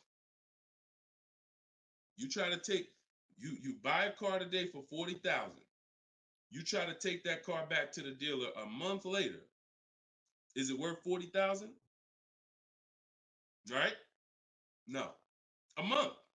You might have even not you might have not even driven it. But that's the way depreciation works. You don't have to drive the car. In fact, here's another scenario. You could park the car outside your house for a year. You buy it for $40,000, park it right outside your house, don't even touch it. Just start it every now and then to keep the engine running. You come back a year later, that car is not worth $40,000. It's worth probably $32,000. Dang, how did I lose that much value and I didn't even drive it 1 mile? Depreciation. That's called the unseen expense. So whenever you hear me talk about the unseen expense, it's depreciation. So your job is to find the strategies, which is what I teach, to make sure you avoid the depreciation hit. So if you buy a car, Monty, even if she doesn't drive it, even if she only drives it 5,000 per year, 5,000 miles a year, like you're saying, she's losing value. And what she's doing when she replaces the car is she's hoping she could get some of that value back that she lost. It really never happens. Who understands that when you go to trade your car in, you never get what you really thought you were going to get for the car, right? Now I'm going to ask you a question. Everyone who has a car outside that's 10 years old or more, 10 years old or more, type me in the comments. Matter of fact, let me know how many years you've had the car. That's a better one. Type how many years you've had the car. And for those of you who just came to the show, this is our Thursday, 12 p.m. live show. We're actually live right now. This isn't a rebroadcast, although we do rebroadcast these shows throughout the day, all day, so that you can actually catch up, watch the replay. But this is our time. We're live Monday, Tuesday, Thursday, and Friday, 12 p.m. and 3 p.m. Make sure you're here. If you want to engage with us, make sure you're here. If you want to tell your friends, this is the time to be here. Okay. So we got people 11 years. Can Skin on Instagram, 11 years, 13 years. Jessica on YouTube, I see you. 6-year Jeep Wrangler. Well, I wanted to hear from people who are longer. 2018 Sakia. So, all right, 15 Tahoe. Okay, I'm talking about the people who've had a car 10 years or more. One thing about you that listen, are y'all worried about how much you're really going to get for that car? Are you overly worried about it? Most of you are going to say, no, not really. It's worth a couple thousand, but you've used most of the value. You understand that? Look, Big Meek said I got 08 4Runner on TikTok. So we understand when you have kept your car long term, I'm not concerned with resale value much, because my whole goal with having this car was to use up most of the value. So that's what you do if you're a buyer. If you're not going to get to this level, this is what I'm telling you. that you are now losing because the depreciation of your car is the highest in the first 5-6 years. So in order for you to win, you have to keep that car, what I call the 8-year rule. 8 years, that's when the depreciation starts to level out, where you're not losing value like this. And so regardless of how much you're driving, that's not the key. That's not the key. Monty's mom is driving 5,000 miles a year. Who's a high mileage driver driving more than 18,000 miles a year, type HM? I want you to know, I want to cover all the bases for this question here. Oh, what doesn't matter whether you're a high mileage driver, low mileage driver, it has nothing to do with how much you drive, because that's not what's killing you. It's the depreciation based on the time you have owned the vehicle. And if you're not keeping that car 8 years, you should be shopping for aggressive leases. Now, before we go to the next question, I'm going to show y'all an example of why it is impossible. Yes, impossible. No way, shape, form, fashion. You can get a great deal if you purchase, but you should have leased. Okay? Let's use this scenario. Let's use Frina. Let's use Frina as an example. So Zafrina, she picks up, and you can see this date. She's recent. This is just, not too long ago. So Frina gets a $65,000 Jeep Grand Cherokee. She uses my system. You can see she uses the Cars from Home system, where she gets bids, multiple bids. We get at least 5. So don't look at this price and be like, oh, Deshone, that looks incredible. Yeah, that's because we get this through bidding. You get the best price. That's what we do here. So stick around, you'll understand if you're new to the show. But she's paying $579 a month for a $65,000 Jeep Grand Cherokee. Just so we can, let me level this out for y'all. If she pulls up to someone who decided to purchase because they didn't understand leasing, or they was taught never lease, so they're going to go in, they want that same truck as her. Let's just assume they got a ridiculous, how much is a great discount on this Jeep? I want to use your numbers. Type in the comments, what do you think is a great deal, a great discount? She go in just don't be realistic though. Somebody walk in, she go in and she looking at this $65,000 Jeep. Somebody's going to purchase it though. What would be, because I want to show y'all that even at the best discount that you could name, realistic though, you're still going to lose if you purchase compared to somebody who leased. Go ahead. Throw some numbers out. What's a big discount? Okay, look. All right. I'm going to make up a number because it's like, okay, 600. No, not a payment. Not a payment. I'm talking about, okay. Aux the Pro said 20%. Now, we already know saving 20% off a new car is pretty much never going to happen, right? We can agree. That's usually never going to happen, 20% off the price. Let's see how much 20% is.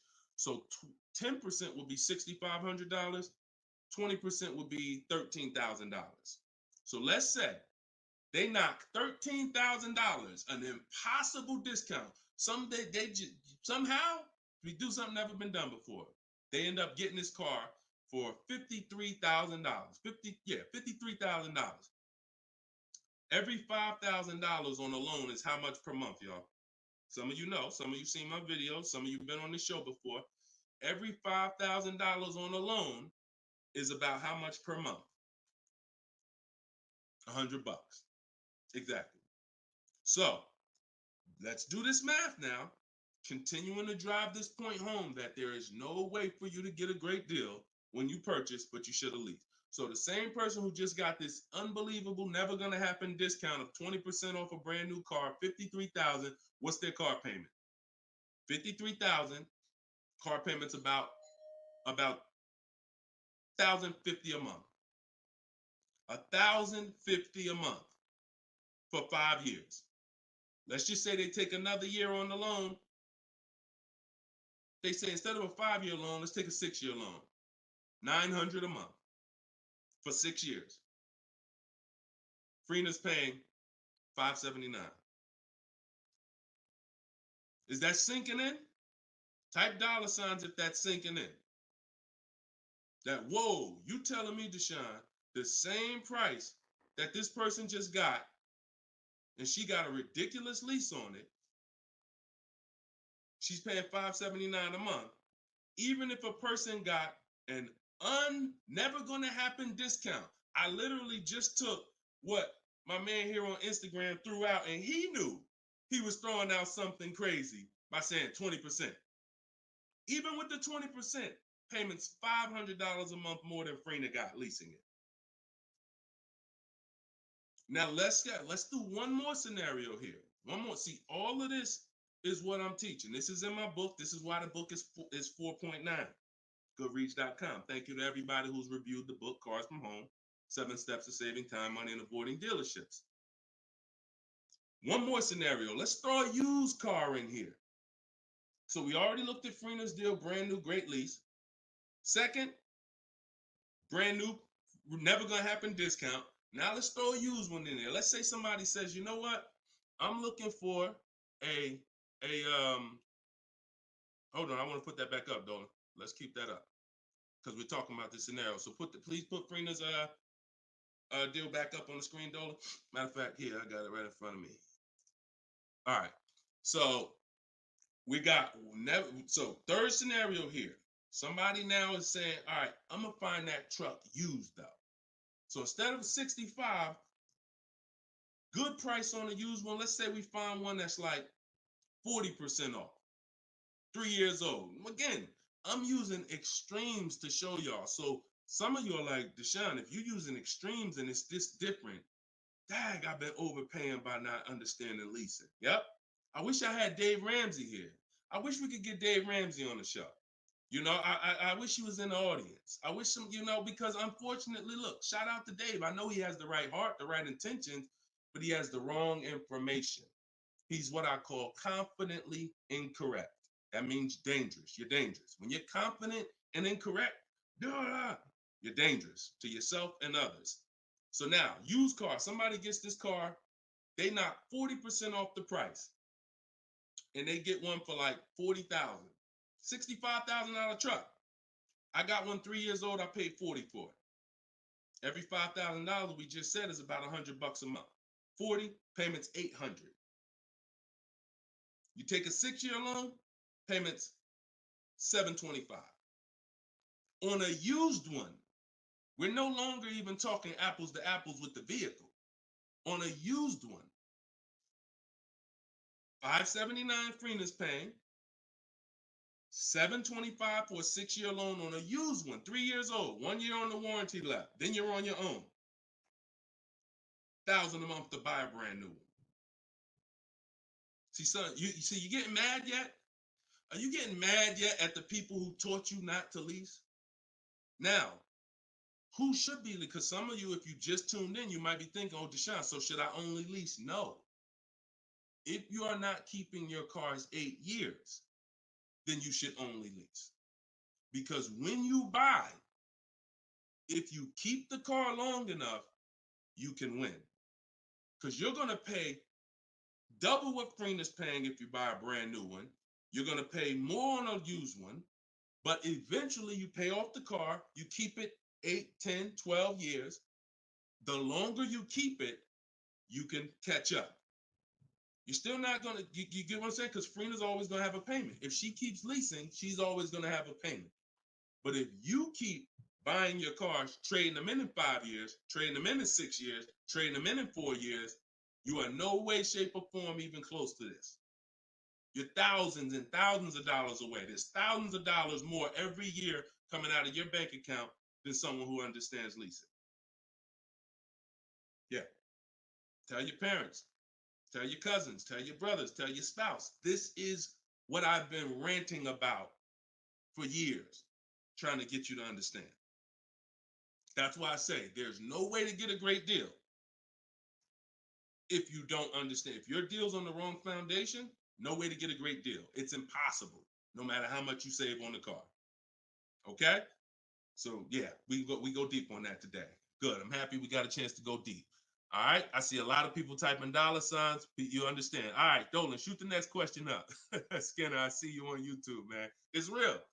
It's real. This is what we do, man. I'm glad we gotta look. I'm the bad news first person, so don't think I gotta share the bad news first, and then but I'm also giving you the olive branch to like you can change this. You can start doing things different. You can start shopping different. You can learn how to make these people big. So go ahead, shoot the next question up, Dolan. Let's keep them coming. We're Thursday. We're live right now, y'all. So if you just jumped on the show, this is our live 12 p.m. show. Type your questions, and can y'all tap the screen on TikTok? Can we shoot those likes up?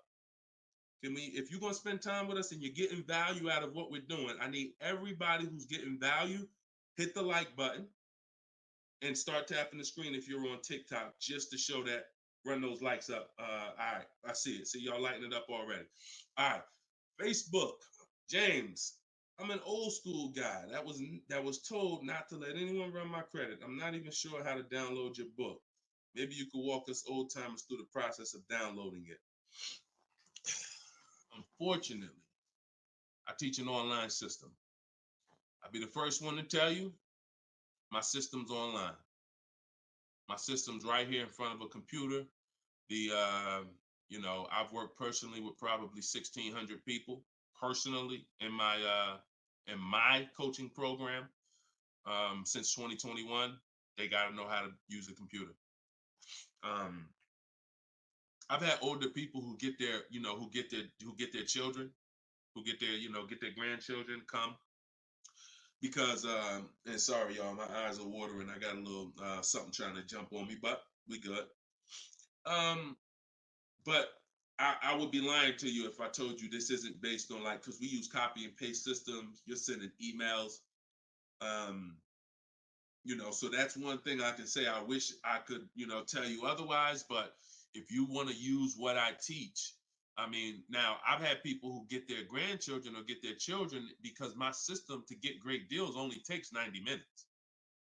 It only takes 90 minutes. That's why when you go to the page and you see my book, a lot of you are going to see the first thing I say on my website is this will teach you how to get below market deals in as quick as 48 hours. And the time you're putting in to get those deals is probably going to be about 90 minutes once you learn, as I walk you through my 7-step process. But you got to know how to use a computer. So I'm just being real with you. Like, I wouldn't tell you to get the book if you're not comfortable sending emails, copying and pasting, because it is an online system. So I would tell you, call one of your family members who's computer savvy. Tell them, hey, get this book, work this for me, help granddad out, help dad out. And not only are you helping yourself, but they'll now have a skill so that they can learn, so that they're now making dealers bid and they're at home. That's just me being as honest as possible with you. All right. Great question, though. Great concern. Skinner, what's up, my man? Skinner from YouTube. Deshone, what are the bank necessarily looking for different from what the dealership is? Banks want to lend. So think about where you're at right now. Skinner from YouTube just asked, so what is the banks necessarily looking for different than the dealerships? Banks, there's more banks around us that would want to lend us money to buy a car than we know about. So wherever your zip code is, the reason why I want you using the bank bidding war, which I laid out at the beginning of the show, if you just jumped on, you want to go to YouTube, you want to watch the beginning of episode 6, and I break down the bank bidding war. If you don't have my book, if you have my book, then you know the bank bidding war. Now, it's about letting the people who want to bid, because the dealers, here's the difference. It's your positioning. When a dealer knows you don't have any leverage, you haven't shopped bank offers, you're basically waiting for them to tell you what their bank said. Here's usually the conversation. What is the most interest? What is the highest rate you think they'll take? What is the highest rate that we can actually get them? And it might be 6.2, but at 6.2, we make some nice money on the loan. But that's not the best I could do. But I'm not going to give them the best I could do, because what sense does that make? I'm going to give you the most you're willing to pay. So if I go out and say, look, we got you 6.2, your payment's this. If you don't fight them, then that's what's going to happen. But when you have offers, now what you're doing is calling them and saying, look, I got 5.79 from my credit union, or 5.79 from this online bank. If you could beat it, then I'll give you the business. Not only does this make for a good relationship because you're giving them the opportunity versus saying, oh, I'm not letting you get the opportunity. This person has 7, 10 banks. You give them an opportunity, and this is how you guarantee the best rate. So it's not about they're looking for anything different. It's about positioning yourself so that the dealer is now trying to beat the rate you got versus what I just laid out 60 seconds ago when you don't have a rate in the conversation they're having. Leverage. Leverage. All right, that's the difference. One gives you major leverage to guarantee you're getting the best offer. One, you have no leverage, and so there's no guarantee. And you'll always drive wondering, man, could I have gotten a lower interest rate? That'll always be in the back of your mind. So we want to eliminate that. All right, great question, Skinner. Go ahead, Dolan. Next one. I don't see too many questions coming in on Instagram. Instagram, where y'all at with your questions today? We getting questions from TikTok. I see a lot of them. Let's go. Oh, there's one. Okay, Body by Michelle. When buying a luxury car with cash, when should I let the salesperson know? Okay. The process of what we teach doesn't change doesn't matter what you're buying. We've had people get Maseratis, get high performance BMWs. I know this works because bidding just works. So first thing you have to do, Michelle, is realize I need to get at least 5 offers, because we're so concerned with how we're going to pay for the car that we're not thinking about which dealer is going to sell us the car for the lowest amount. Now, some of you may have been taught every dealer has the same price. I got this clue when people started saying things like Nissan doesn't have good deals. Hyundai, the deal on the Hyundais right now are terrible. That's either coming from 2 things, and they're both wrong, that I want you to stop today. Looking at advertisements, commercials, because some people say, Deshone, I look at that, the commercial says that, I got to put down $4,000 if I want to lease that vehicle. That's an advertisement. It's not a deal. It's a custom thing they put together that they want to present to the public. It's not a deal. When you look at what I just showed you with Frina, when you look at Danielle's lease on her Audi A3. She's paying $550 a month, $44,000 Audi A3. She only put her first look. This is her words. Due to circumstances out of my control, I had to lease something quickly. So my program, I told you, as quick as 48 hours, you can get below market deals. This doesn't take days and days and weeks. I took the course last weekend, did all my emailing back and forth because she's in my video program. So I do have my book, and then I have that same book in a video program. You pick.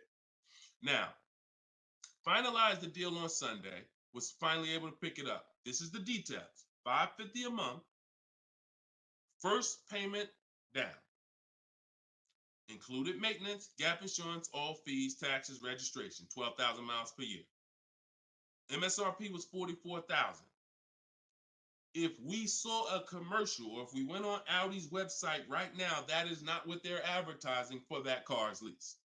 They're probably advertising $479 a month with $3,700 due at signing, plus tax and fees, which would end up, if you wanted to get to this payment, you probably need $5-6 grand up front. That, I'm telling you, stop looking at commercials. Those are not deals. We don't look at commercials to dictate what the deal's going to be. Nothing that I'm ever going to show y'all that people are getting learning from me is ever going to match a commercial.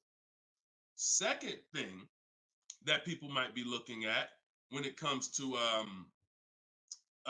what they deem they can get for a car is going into one dealer. That's it. Going to one dealer. What's the price? Oh, wow, that seems high. That's higher than I thought it was going to be. And leaving saying, oh, man, Nissan don't got no good deals this month. No, that Nissan dealer doesn't have good deals. And again, you have no leverage. So the first thing I want you to think about, Michelle, is changing the way you shop so that you can forget about how you're going to pay for the vehicle. First paramount thing is to make sure that I'm getting 5 offers, because we've done the statistics. I got people all around the country shopping that report to me. 80% of dealers are overpriced. I'm telling you numbers that I don't want you to ever forget. 80%. That means out of 100 dealers, 80 are overpriced. 20 are the great prices. So you're not going to walk into a dealer and get a great price, because you have more of a shot of walking into an 80% dealer than you do a 20%. So you stay at home. You could do it my way, which is in my book, totally online. You use my scripts, use my templates, they're copy and paste. Or if you want to do it your way, you can call around and get several quotes. But you need to get at least 5, because you're going to be amazed how different the quotes are. One dealer's charging $550, another dealer's charging this, another dealer's charging this. Hey, that's a $5,000 difference. That's the way it should be. That's the way it should be. Okay? So that's what you focus on, Michelle. Forget it. If you're going to pay cash, keep that in the background. People walk into a dealership all the time. You see it on internet. They make videos about it. Oh, I'm walking in, man, about to get this Lamborghini. Yeah, I want that black one right there. Boom. All right, write him up. Let's get him out of here as fast as possible before he realizes what he needs to ask. Okay, and he don't want to look like he's negotiating. You're going to overpay all the time. People celebrate the cars, but they overpaying for them. So don't focus on how I'm getting the car. Focus on, let me get these offers so I can make sure I get the best price. Once I get the best price, here's the cash. Okay? Great question. Shoot the next one up, Dolan. We're live, y'all. This is our Thursday, 12 p.m. show. We'll be live for about an hour. So we're going to try to get through as many questions as possible, but I don't like to give short answers. And for those of you who like Deshone, I want all the answers in one spot. That's in my new book. It's a digital book. It's called Cars from Home, 7 Steps to Saving Time, Money, and Avoiding Dealers. And you can get yours, have everything I teach in one spot. If you get the 75% off price, it's $24. It'll be in your inbox in 5 minutes. You can get it in my TikTok bio. You can get it in my Instagram bio, or on Facebook, YouTube. We got a link in the comment section for you that you can get your copy at 75% off. But it's only for 30 minutes. Once the timer expires, it does go back up to the $97 price. Okay, YouTube. Hanako. Sorry, hold on. Eyes water, I'm sorry. All right, YouTube, Hanako. What if you guess incorrectly on what your yearly mileage will be for a lease? Can you renegotiate your lease if you will go over the mileage? So some brands will let you buy mileage before the lease ends. So you can buy them, but I think BMW has it where you can buy the mileage for like 15 cents, but you can't be within like the last 3 months or last 6 months, something like that. So everybody, if you do have that option, you want to call your leasing company and you want to see. But I teach to estimate your miles. Like I have a chapter in my book. It's not even a chapter. It's like a little section called Choose Your Mileage Wisely, where we walk you through the math. Now, sometimes lifestyle changes. You were working 10 miles from home. Now you're working 30 miles from home. That's understandable. What I like to do is we always do an equity assessment. Who has a lease, but you didn't know you could sell leases? Type of question mark. If you did not know that you could sell a lease, I want you to type a question mark in the comments, because you need to get familiar, and every one of you who are going to be replacing your cars, whether you own it, lease it, anything, you need to get familiar with what we call an equity assessment.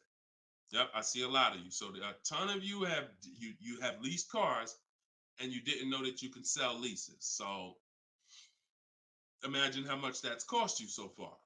Again, I'm the bad news first person. If you dropped off a car without seeing if there was any equity, then you certainly, I mean, there's no guarantee, especially, but if you dropped off a car 2020, 2021, 2022, oh, you most certainly, there's a good chance you had equity because everyone did. And it was to the tune of, 5,000, 7,000, 10,000. If you had a truck, some of these trucks, $10,000, $12,000 checks people were getting. Now those big checks are over because that was a limited inventory thing where resale values were so high. Almost everyone had equity. But you need to make sure you're not leaving 1,000, 2,000, 3,000 on the table in this market. In a normal market, we always do an equity assessment. So if you're going over your miles, you want to do an equity assessment to see if you can sell it. Because if you sell it, you're out of it, and you can just go lease a new vehicle. But so the equity assessment is you call your bank, you get your payoff. You go, once you have your payoff, you want to ask them. It's only for leases. The second question is only for leases. Do I have a third party restriction? If they say yes, you just need to make a note of that. If you don't have a third party restriction, and there's several brands that don't, Chase, Toyota, Mazda, there's still a couple leases out there that don't have third party restrictions, then you're going to go and you can sell to any of the online bidders, highest bidders. You get all these offers. And look, let me be clear on when you should be doing this. Before you ever think about shopping for a car, you gotta take care of your equity. You shouldn't be shopping for a car and then saying, all right, now let me check and see what equity I got. Because now if you don't, you need to know that up front, because if you have $3,000, $4,000 of equity, that matters going into your budget. Maybe you want to apply it to your next deal. Maybe you want to put it in your bank account, but you need to know about it early. That's why it's the second step in my system. I got 7 steps.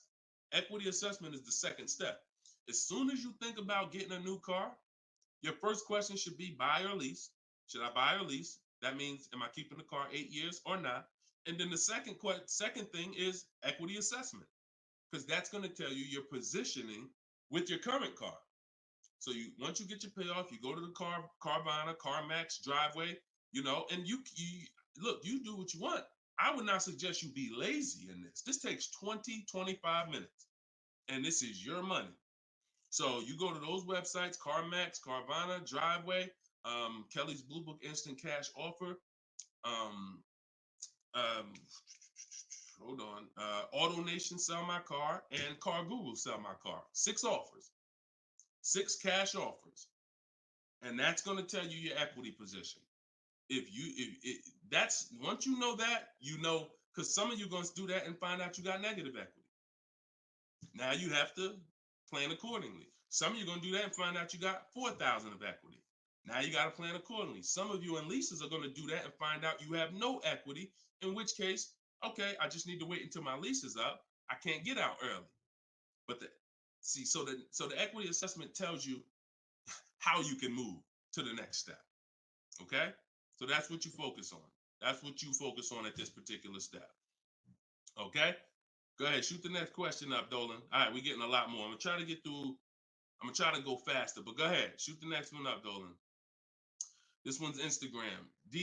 That's my man that I said I didn't want to butcher your name. Might even be a woman, so I'm not even gonna try to pronounce the name. But my lease is up in 6 months. I would like to lease again. Is my current lease gonna hurt me when trading it in? Equity assessment. I'm glad you asked that. Equity assessment. That's the game. That's the game. See, those are the questions that gets answered with the equity assessment. Is my lease going to hurt me or help me? Do the equity assessment, and you'll know. Now, if you have a third-party restriction, then we can't sell direct to these online buyers. We have to sell to a local car dealer of the same brand. So I have a script in my book where I walk you through talking to used car managers so that you can actually sell your car locally to them. You're selling a 2 or 3 year old car, usually good mileage for most. We need to sell that car to a local used car dealer, but we are still getting bids. We're not walking in. This is what a lot of people did. You may have did it. Man, I got a third party restriction. I'm gonna just walk into the dealer. hey, yeah, look, I know I got equity. You don't realize how you're making it hard for someone to even help you because you don't know how much equity you got, and now you're coming in and you're not really saying what you know. When you're at home and you're talking to managers, you're talking to people and getting offers for that car, you can speak intelligently. And we only talk to used car managers in those cases. But that's only if you have a third party restriction, because some people, another thing they were doing is buying their cars and then turning around and reselling them. Reason I never do that is because, and nobody who's listened to me, even throughout the pandemic, I don't think we had one person do that, is because when you buy, you pay taxes, you pay fees. So yeah, if I had 5,000 in equity and then I buy the car and resell it and then I pay 4,000 in taxes and fees, by the time the title gets to me and all of that, I might break even. When we sell direct to a used car manager, a local dealership, we don't pay those fees. So although they might not pay, they're not going to pay as much as CarMax, Driveway, and any of these online bidders, we still get offers from them because we don't have to. They're not going to pay those fees. We're not. Those fees aren't going to come out of our profit. Okay. Equity assessment. Again, D. I'm gonna just call you D. Go ahead. Next question, Dolan. Exactly. Exactly. Auto advisor. Equity assessment. How'd you come up with the auto advisor?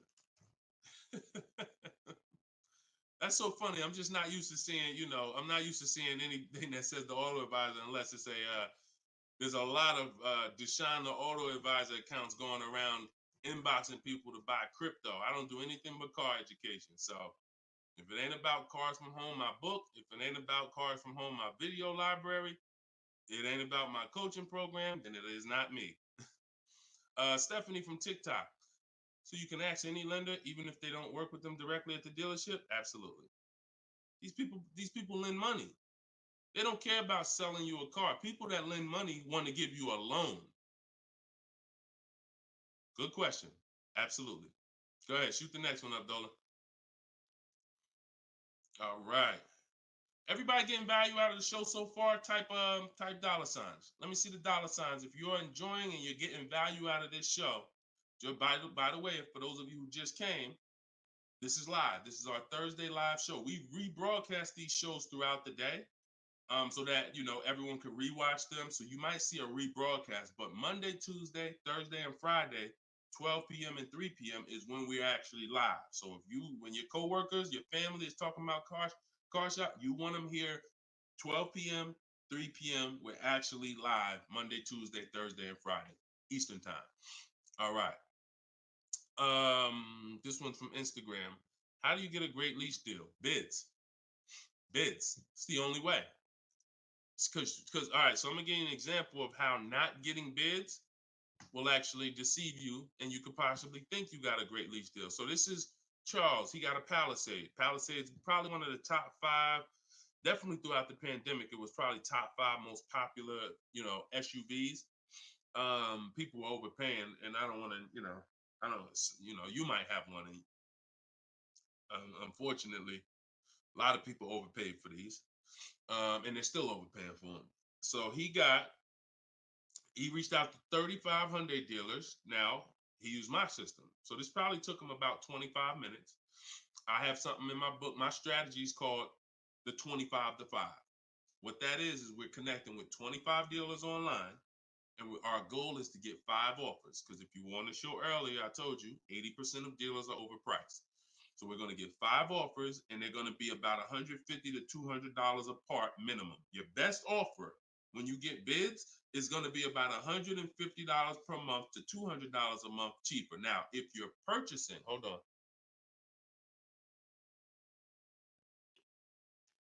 All right. Now, if you're purchasing, you're going to see, for those of you who are buying new cars, because we have several people that do that, you're going to see that there's about a $5,000 difference minimum between your best offer and your worst offer. So let's say I was buying this Palisade.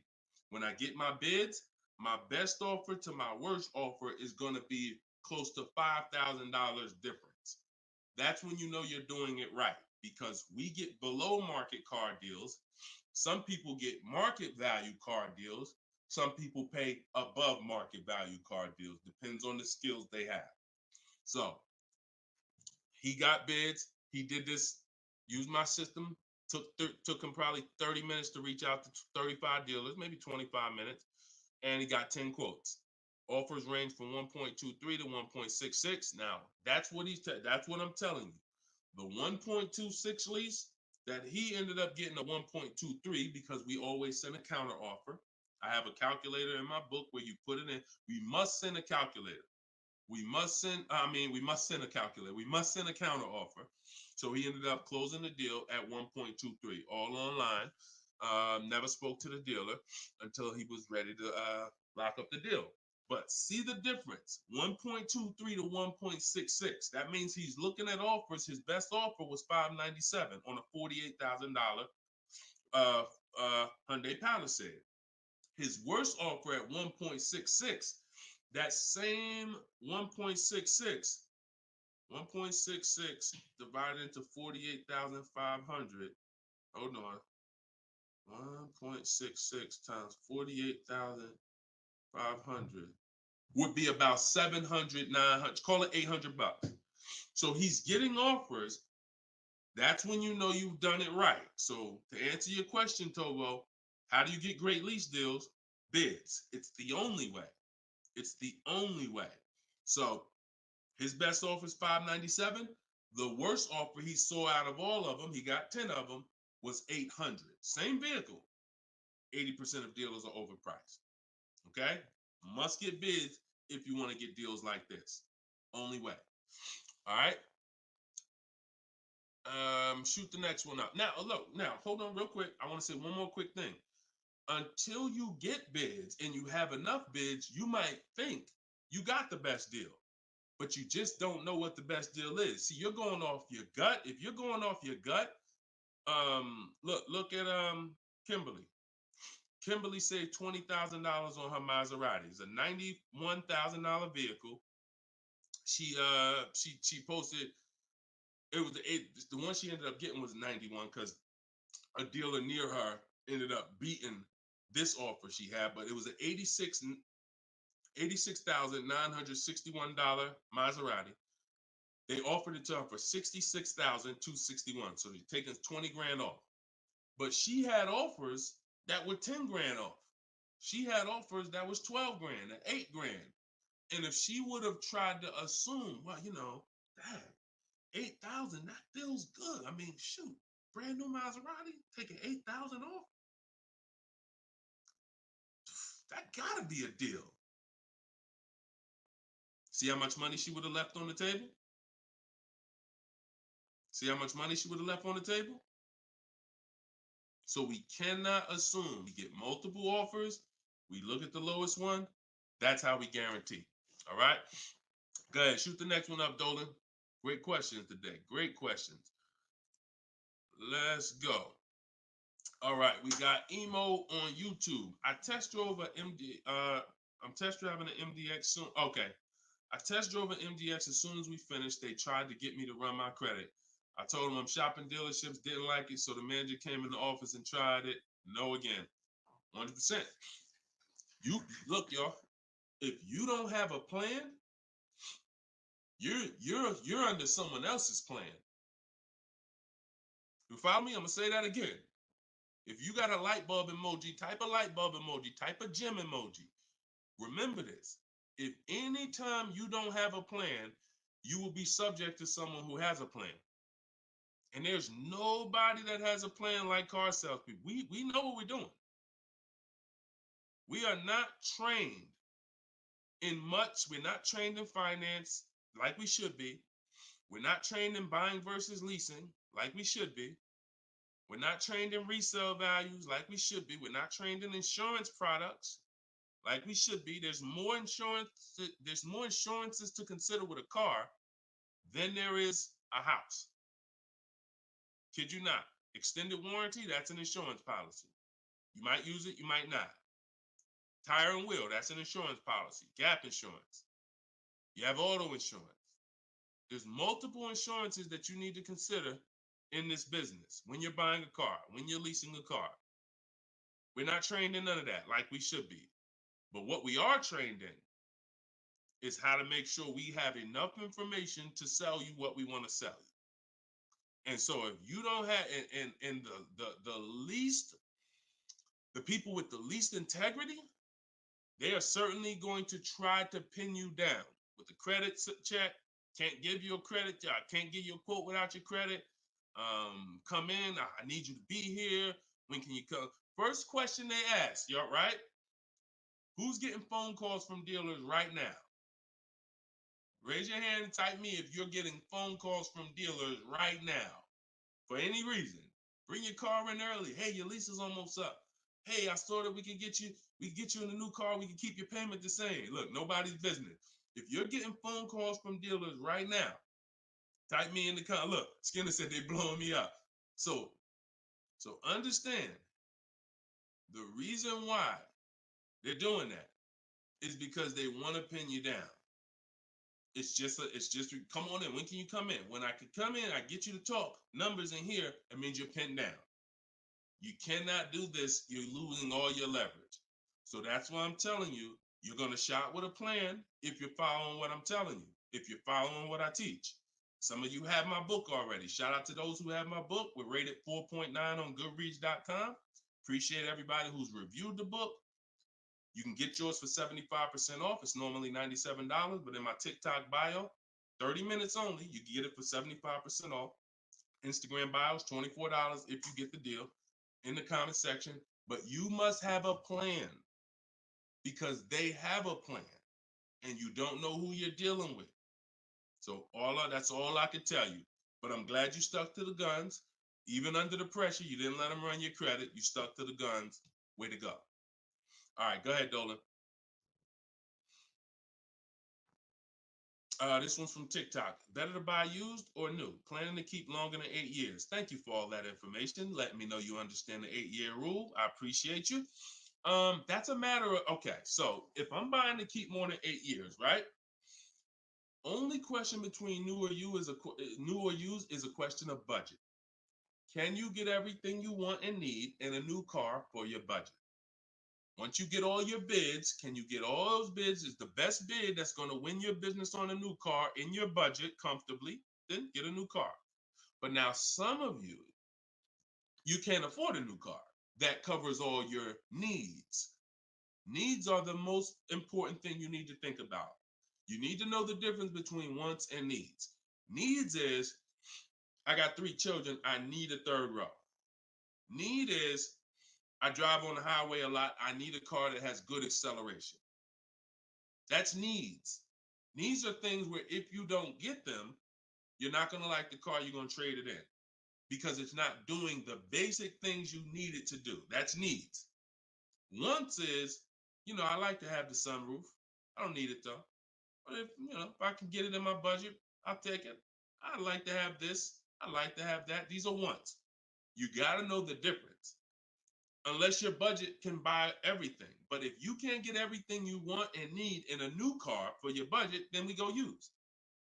But if you get everything you want, there's plenty of people who are like, you know what, Deshone, I am a long-term person. I'm keeping more than 8 years. I could afford both. I only get a car every, only once a decade. I want to get a new one. That's fine. And some of you are like, you know what? I really want to go with even more value. So I'm gonna look to get a pre-owned one, not 30% off the price, 20% off the price, 40% off the price. That's fine too. There's no right or wrong there. Just go through it and pick the one that works for you. Great question. Okay.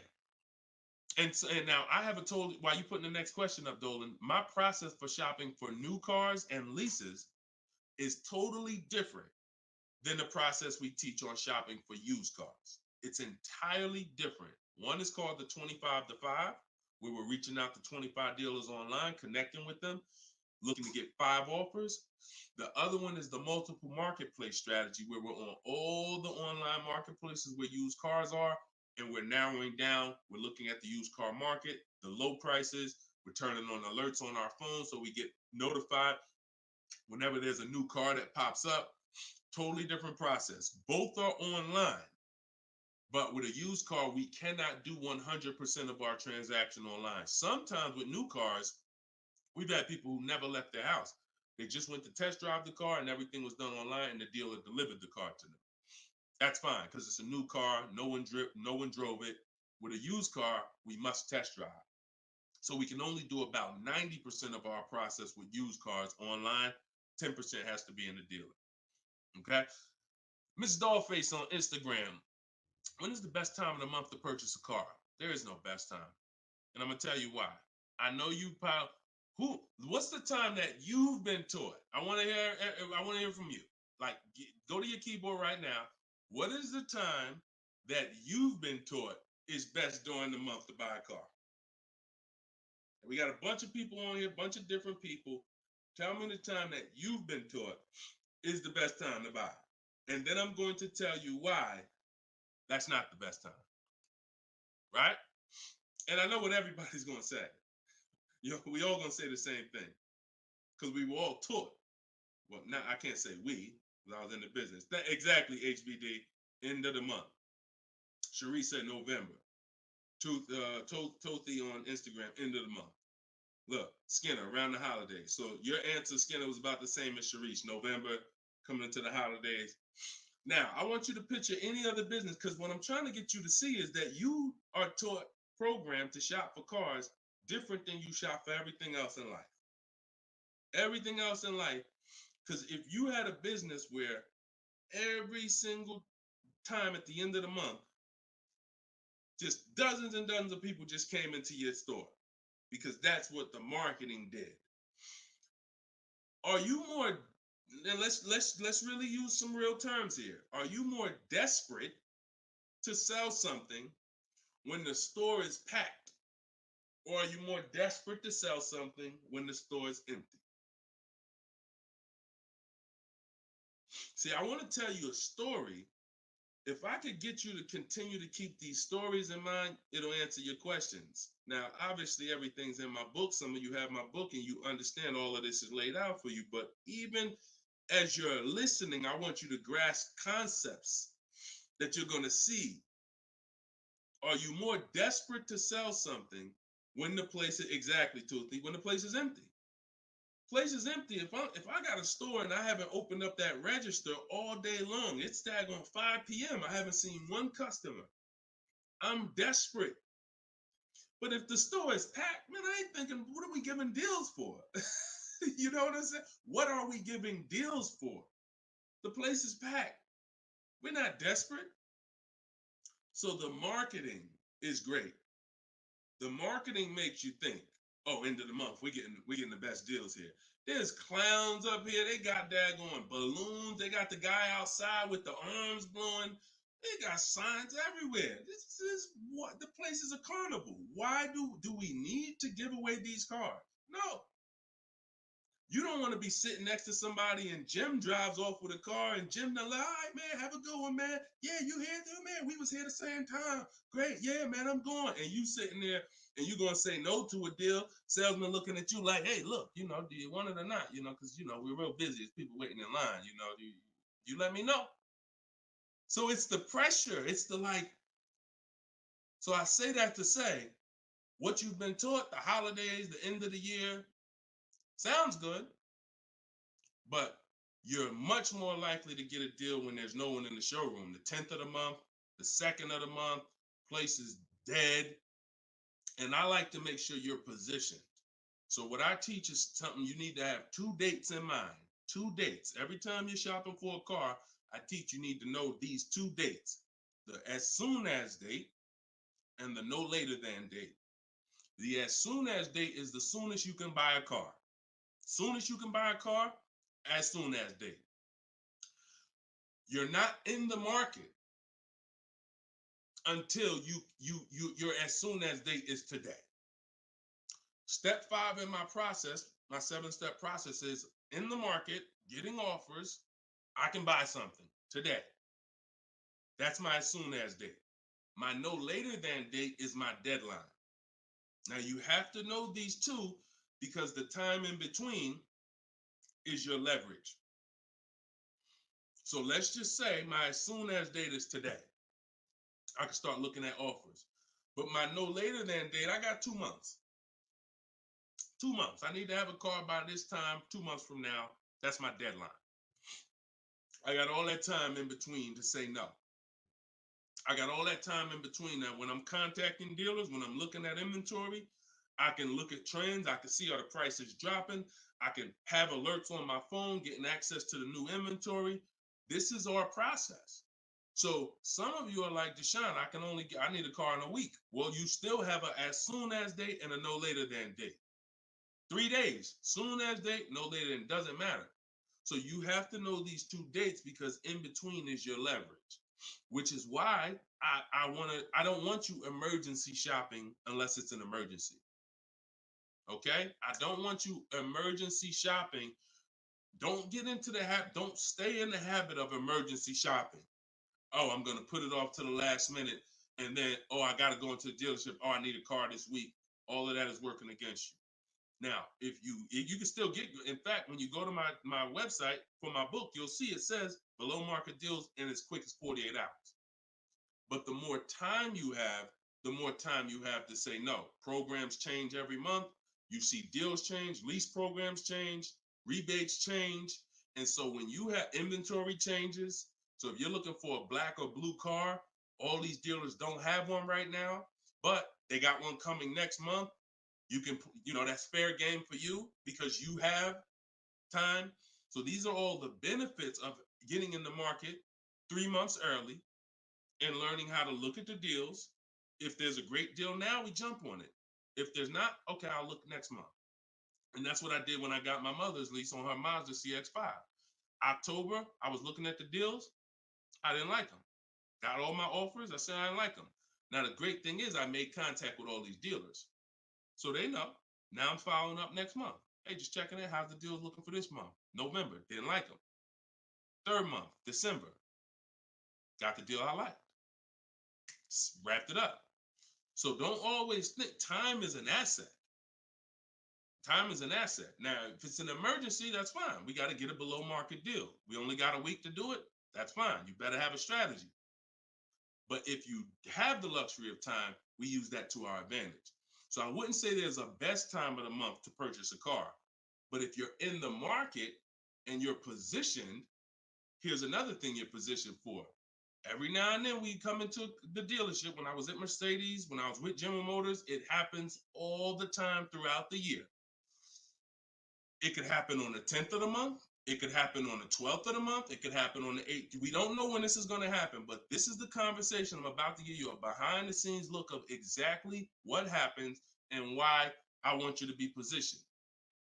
We come in, they look at the numbers on the board. Sales manager looks and says, man, we got 20 cars sold for the month. We are way behind our objective. All right, listen, call everybody anybody you got, anybody that's real, anybody that's a real buyer, call them. We're not turning down any serious offer today. You want to be the person that's positioned. Hey, Jackie, and they're usually emailing us because we don't talk to, nothing that we do requires talking to salespeople. So they be email, hey Jackie, hey, it's Ray over at such and such. Were you still looking for that car? Have you found it yet? No, okay, I know the quote I gave you before was $550. I know you wanted to be here, but my manager said, listen, we'll take any offer today. We really want to move a car. See, you were taught that only happens at the end of the month. It doesn't. You got to be positioned. You got to be positioned. And so that's the luxury of time. So this is what it is, y'all. I want you shopping with a strategy. Like, this is what I want you shopping with. All of this is in my new book, Cars from Home, 7 Steps to Saving Time, Money, and Avoiding Dealerships.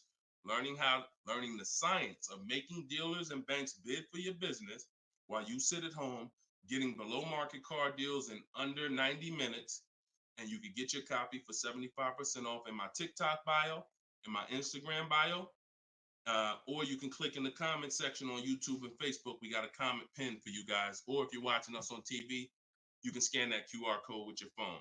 Get your copy, use it, use everything in it. I'll walk you through everything in there. Leasing is in there step by step. Purchasing new cars in there step by step. Purchasing used cars step by step. High mileage drivers, I got 2 strategies for you. If you're a short-term high mileage driver, everything's in there step by step. If you have credit issues, I walk you through step by step. So get your copy. We are back live for episode 7 at 3 p.m. And well, like I said, this is not a rebroadcast. We do these live shows Monday, Tuesday, Thursday, and Friday, 12 p.m. and 3 p.m. So we'll be back for our next segment in a little bit if you want to join us. If not, tell your friends about us, and we look forward to it. We always look forward to the people who are ready to change their life, empower themselves, stop shopping like desperate victims, begging people to help you, begging people to give you a car, begging people to help you. Please, can I get no money down? Going in with wrong information. Down payments are illegal. All of this stuff that is just totally terrible. It's no other way to put it. It's just terrible. I want y'all shopping different. I want you empowered. I want you in control. I want you leaving a dealership guaranteeing I got the best price. Sending me email, Deshone, look at this deal I just got. I got all these offers. Look at this used car I just got. I got 40% off the brand new price. That's what I want you emailing me. Empowered, and that's what we're going to get to.